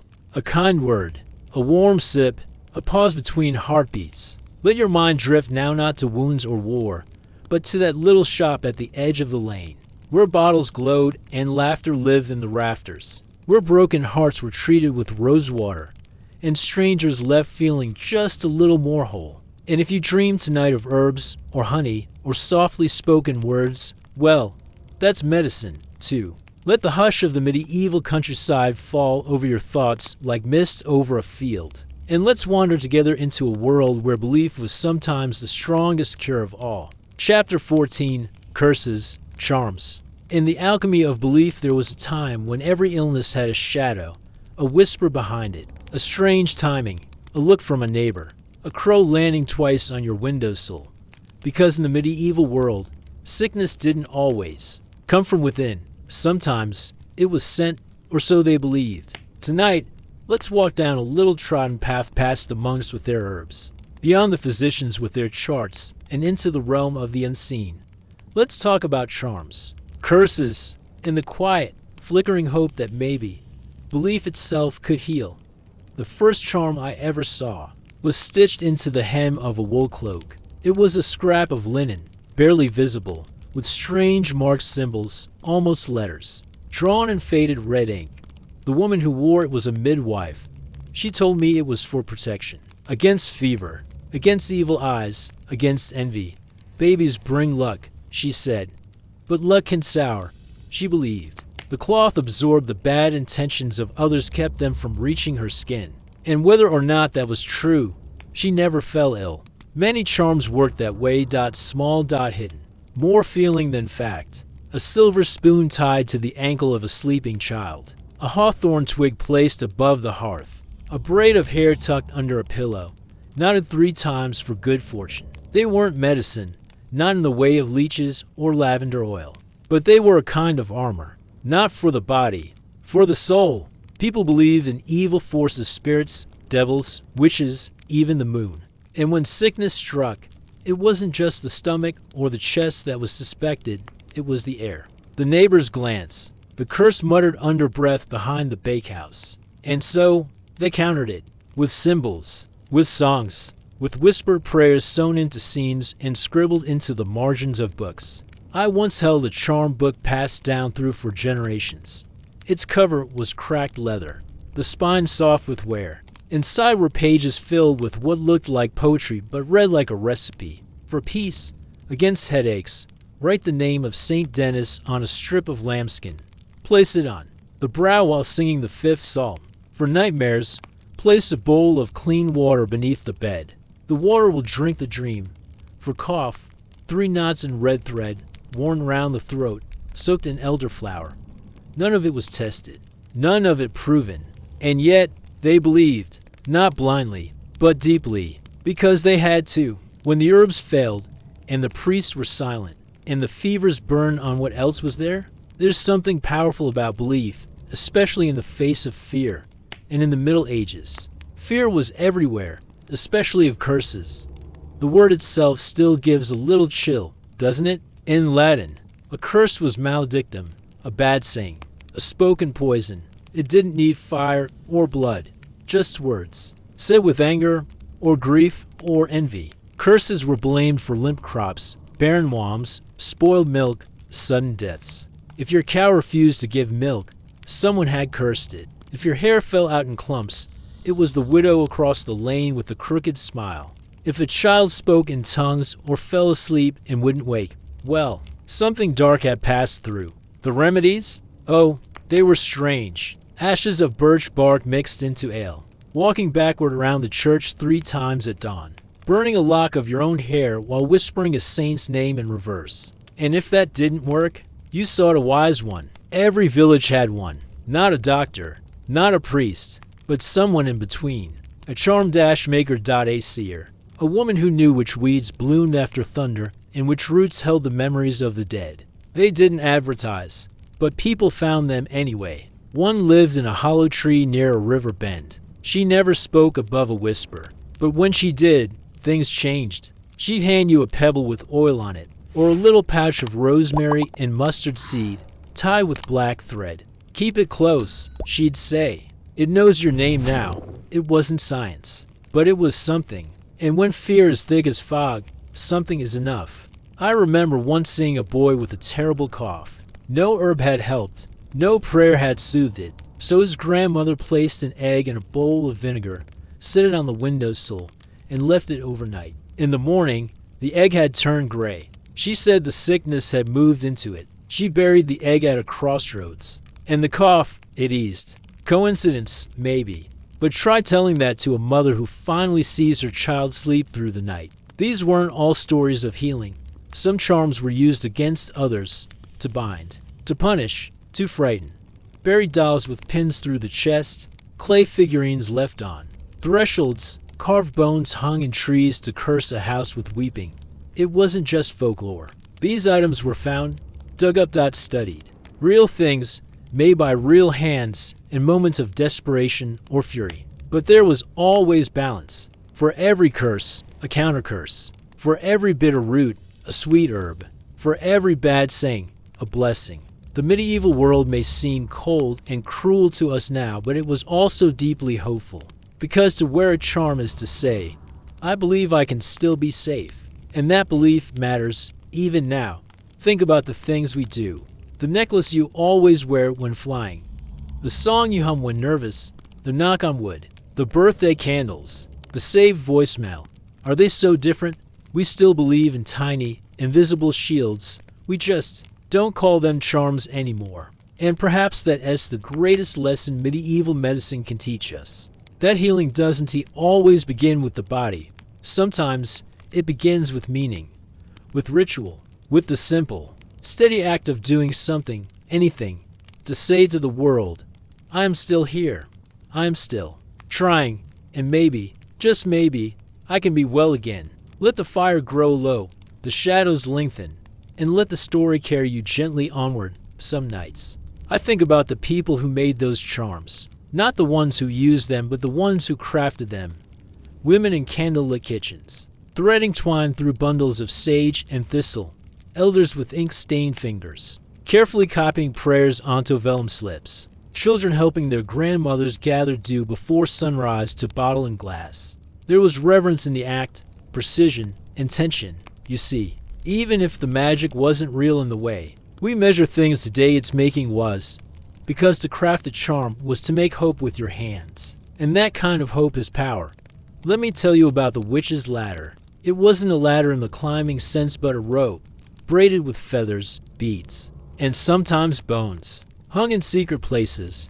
It was meant to bind someone's will, or in some gentler cases, to bind a wish. I saw one hanging in the ruins of a house once, tucked beneath a stone ledge, its feathers still mostly intact despite the years. I left it there, out of respect, or curiosity, or maybe a little superstition of my own, because there has always been something in us that fears and honors what we don't understand. And that's what much of medieval medicine was, a quiet dance with mystery.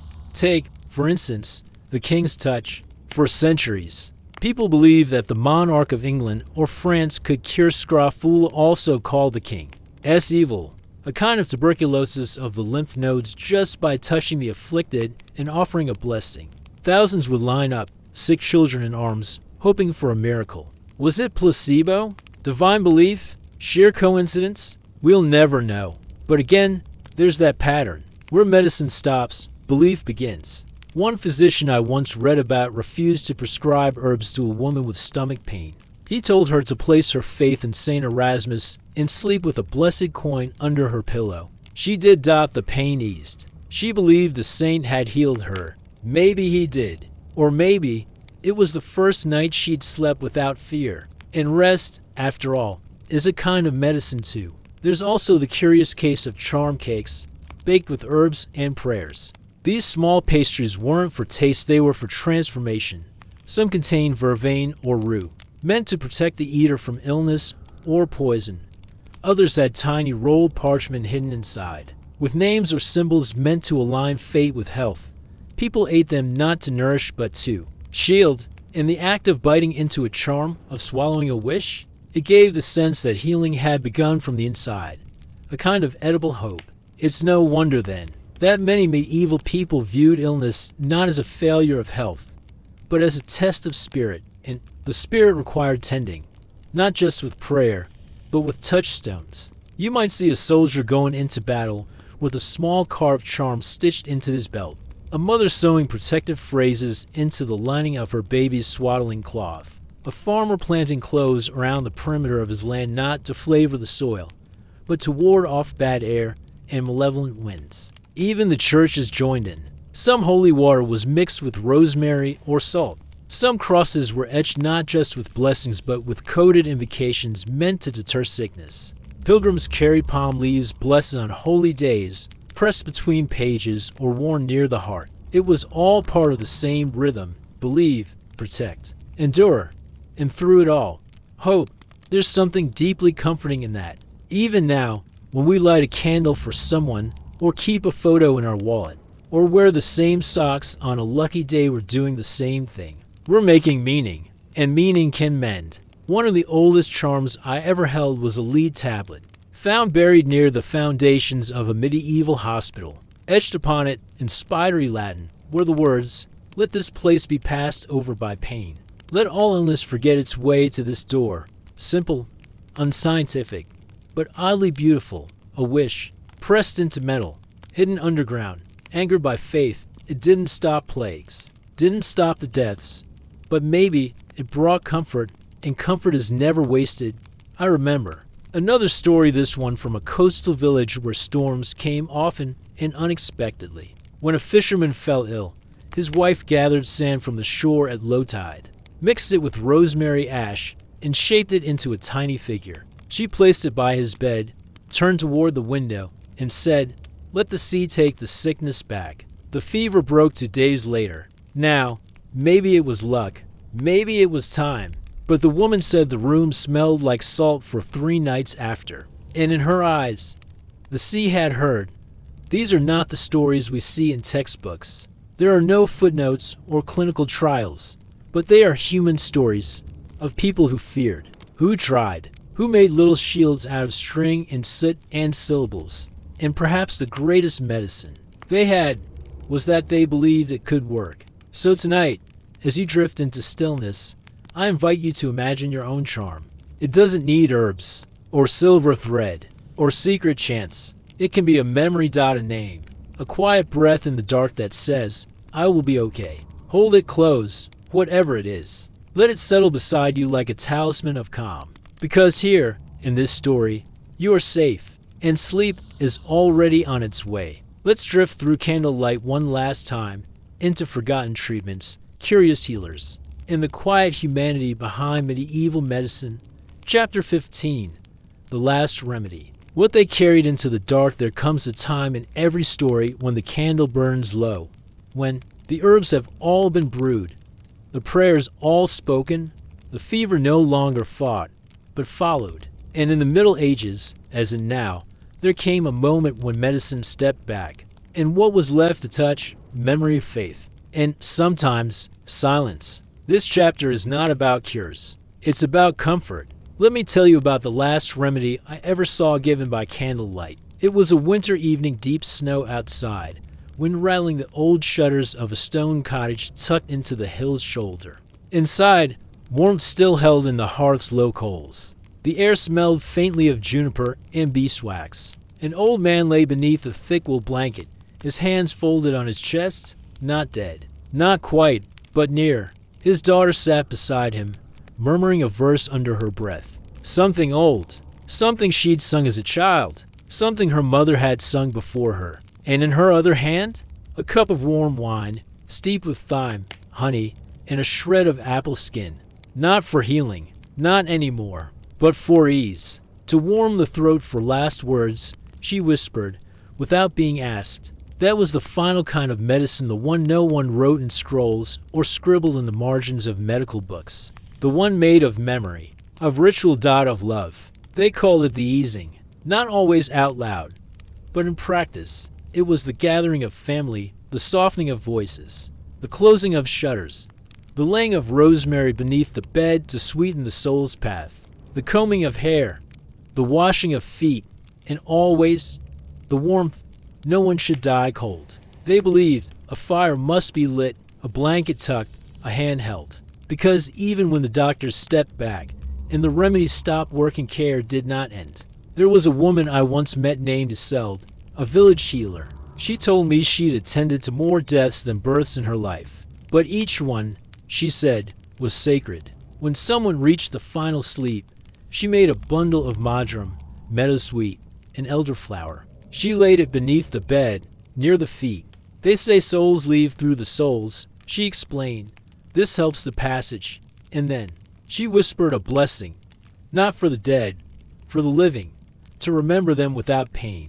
That was the last medicine, memory, because in the end, medieval healing wasn't just about surviving. It was about being held, even in the dark, especially in the dark. The church had its own rituals for the end last rites, of course, and the anointing with oil. But families had their own, too. Stories told around the bed, candles passed from hand to hand, bread broken and eaten in silence, rings pressed into palms, prayers etched onto thin slips of parchment and tucked beneath pillows. Even items with no power of their own took on weight at the end. A woolen cap worn every winter, a carved spoon passed from father to son, a bit of ribbon tied to a walking staff. They weren't relics, but they were anchors. And when someone left the world, they often carried those small things with them. It was believed that no one should enter death empty-handed. You must carry a kindness, a belonging, a blessing. Some even had special soul coins, little pewter discs etched with crosses or doves.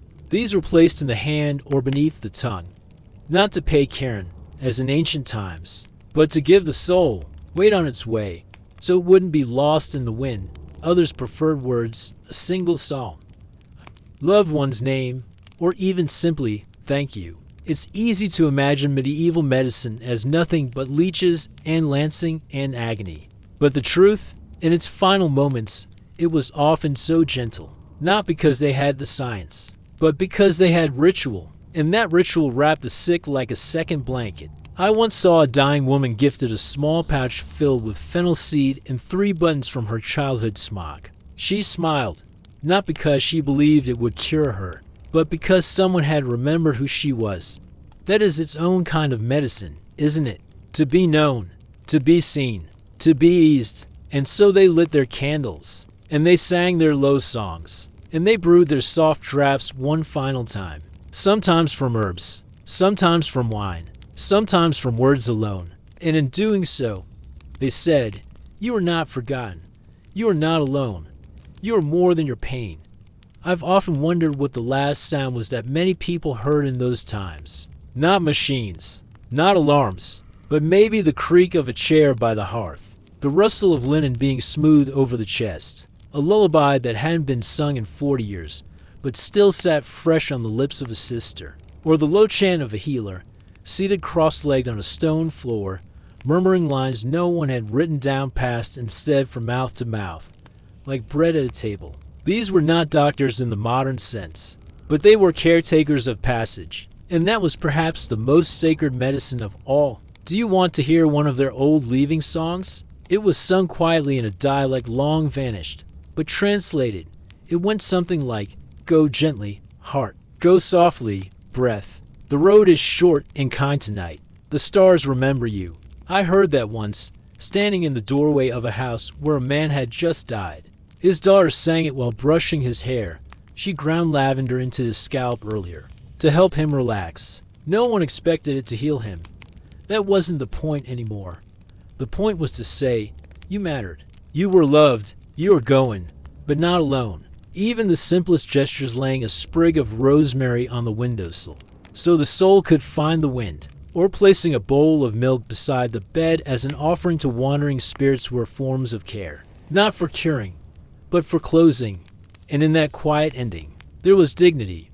One tradition I always found tender was the keeping of final touchstones. These were small tokens placed in the dying person's hands, often things that had no value outside their meaning. A pebble from a favorite stream, a coin blessed by a local friar, a bit of cloth from a wedding garment, or a needle wrapped in red thread. The belief was that when a person passed with their fingers around something loved, they'd be steadier in crossing over. A final kindness carried with them. There were even healers who specialized not in herbs or bleeding, but in endings. They were called quiet keepers in some regions. Their job was not to fix, not to diagnose, but to accompany, to sit at the edge of the bed, to hold a hand, to hum a low tune, to keep the fire stoked, to refill the water cup, to say aloud the things the family couldn't yet speak. They carried no medicine satchels, no scrolls of anatomy, but they brought calm, and sometimes calm is the only cure left. Let me tell you about one more. Her name was Anwin. I met her near the edge of a misty wood, in a cottage with a roof of moss. She didn't call herself a healer. She didn't call herself anything. But people came, when their pain had no name, when the fever wouldn't break, when the priest said prepare. They came to her. She never turned anyone away. But she didn't promise life, either. She offered warmth, pine-scented cloths warmed by stone, infusions of nettle, and fennel for strength, the soft stroke of a comb through matted hair. Sometimes she would ask the dying to name something they loved, a bird, a song, a memory. Then she'd whisper it back to them, again and again, like a lullaby, until the breath slowed, until the candle guttered, until all was still. She told me once, "There's a difference between giving up and giving over." We helped them give over. I never forgot that, because in the end medieval medicine was about presence. It wasn't always effective. To be known, to be seen, to be eased. And so they lit their candles, and they sang their low songs, and they brewed their soft draughts one final time. Sometimes from herbs, sometimes from wine, sometimes from words alone. And in doing so, they said, "You are not forgotten. You are not alone. You are more than your pain."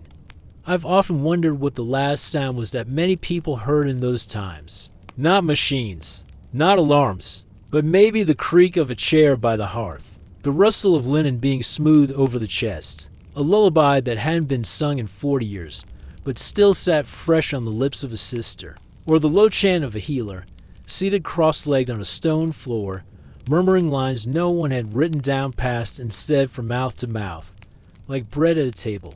These were not doctors in the modern sense, but they were caretakers of passage, and that was perhaps the most sacred medicine of all. Do you want to hear one of their old leaving songs? It was sung quietly in a dialect long vanished, but translated, it went something like, "Go gently, heart. Go softly, breath. The road is short and kind tonight. The stars remember you." I heard that once, standing in the doorway of a house where a man had just died. His daughter sang it while brushing his hair. She ground lavender into his scalp earlier, to help him relax. No one expected it to heal him. That wasn't the point anymore. The point was to say, you mattered. You were loved. You were going, but not alone. Even the simplest gestures, laying a sprig of rosemary on the windowsill, so the soul could find the wind, or placing a bowl of milk beside the bed as an offering to wandering spirits, were forms of care. Not for curing, but for closing, and in that quiet ending, there was dignity. One tradition I always found tender was the keeping of final touchstones. These were small tokens placed in the dying person's hands, often things that had no value outside their meaning. A pebble from a favorite stream, a coin blessed by a local friar, a bit of cloth from a wedding garment, or a needle wrapped in red thread. The belief was that when a person passed with their fingers around something loved, they'd be steadier in crossing over. A final kindness carried with them. There were even healers who specialized not in herbs or bleeding, but in endings. They were called quiet keepers in some regions. Their job was not to fix, not to diagnose, but to accompany, to sit at the edge of the bed, to hold a hand, to hum a low tune, to keep the fire stoked, to refill the water cup, to say aloud the things the family couldn't yet speak. They carried no medicine satchels, no scrolls of anatomy, but they brought calm, and sometimes calm is the only cure left. Let me tell you about one more. Her name was Anwen. I met her near the edge of a misty wood in a cottage with a roof of moss. She didn't call herself a healer. She didn't call herself anything. But people came when their pain had no name, when the fever wouldn't break, when the priest said prepare. They came to her. She never turned anyone away. But she didn't promise life either. She offered warmth, pine-scented cloths warmed by stone, infusions of nettle, and fennel for strength, the soft stroke of a comb through matted hair. Sometimes she would ask the dying to name something they loved, a bird, a song, a memory. Then she'd whisper it back to them again and again, like a lullaby, until the breath slowed, until the candle guttered, until all was still. She told me once, there's a difference between giving up and giving over. We helped them give over. I never forgot that, because in the end, medieval medicine was about presence. It wasn't always effective. It wasn't always safe. But it was often tender. And it dared to say, even in the face of ignorance, plague, pain, and fear, you are not alone. You are worth tending. You are allowed to be afraid. You are still whole, even now. That is the final truth behind all the shocking, strange, and haunting practices we've wandered through. Beneath the bloodletting and butter poultices, beneath the love potions and vinegar-soaked bandages, beneath the chants and charms in rows of dried herbs, was this, an aching desire to help, to soothe, to make suffering a little less lonely, even if they failed, even if they were wrong.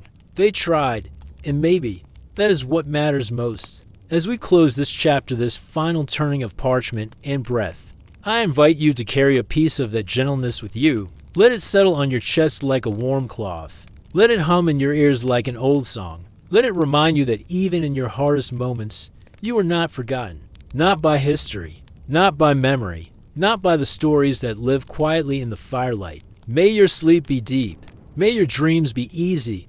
And may you, like those before you, be gently held through the night. And now, the last candle has burned low. Our journey through the misty lanes and moonlit chambers of medieval medicine is complete. From the sound of boiling nettles in a wooden bowl to the hush of a healer's prayer beneath a starless sky, we've wandered together through strange ointments, sacred herbs, whispered charms, and forgotten kindnesses. And through it all, beneath every leech and lavender poultice, was something steady, a quiet heartbeat, the human need to heal, to help, to be held, even when they didn't understand. The cause, even when they feared what they could not name, they still tried. And maybe that's what speaks to us now in the hush of night. Not just the bizarre tools or curious cures, but the intention behind them. Because in their cracked mortar bowls and ash-marked scrolls was something we still long for today. Comfort, compassion, connection. So as your eyes grow heavy and your thoughts begin to drift, may these memories of soft hands and smoke-scented rooms follow you into gentle dreams. May you feel, even now, what they hope to give: peace, warmth, rest. And if you did drift off somewhere, between the elderflower elixirs and the soul coins beneath the tongue, well, that's perfectly all right. Before you go, if this calm journey helped you feel a little more at ease, tap the like button, maybe subscribe, but only if it feels right. And when you're ready, leave a whisper in the comments below. Tell me your favorite moment, or simply say still here. Because in this quiet corner of the world, every voice, every breath is a part of the story. Until next time, may your dreams be free of plague. May your blankets be thick as monastery wool. And may your heart always find its remedy, even in the darkest of nights. Sleep well, dear friend. And good night.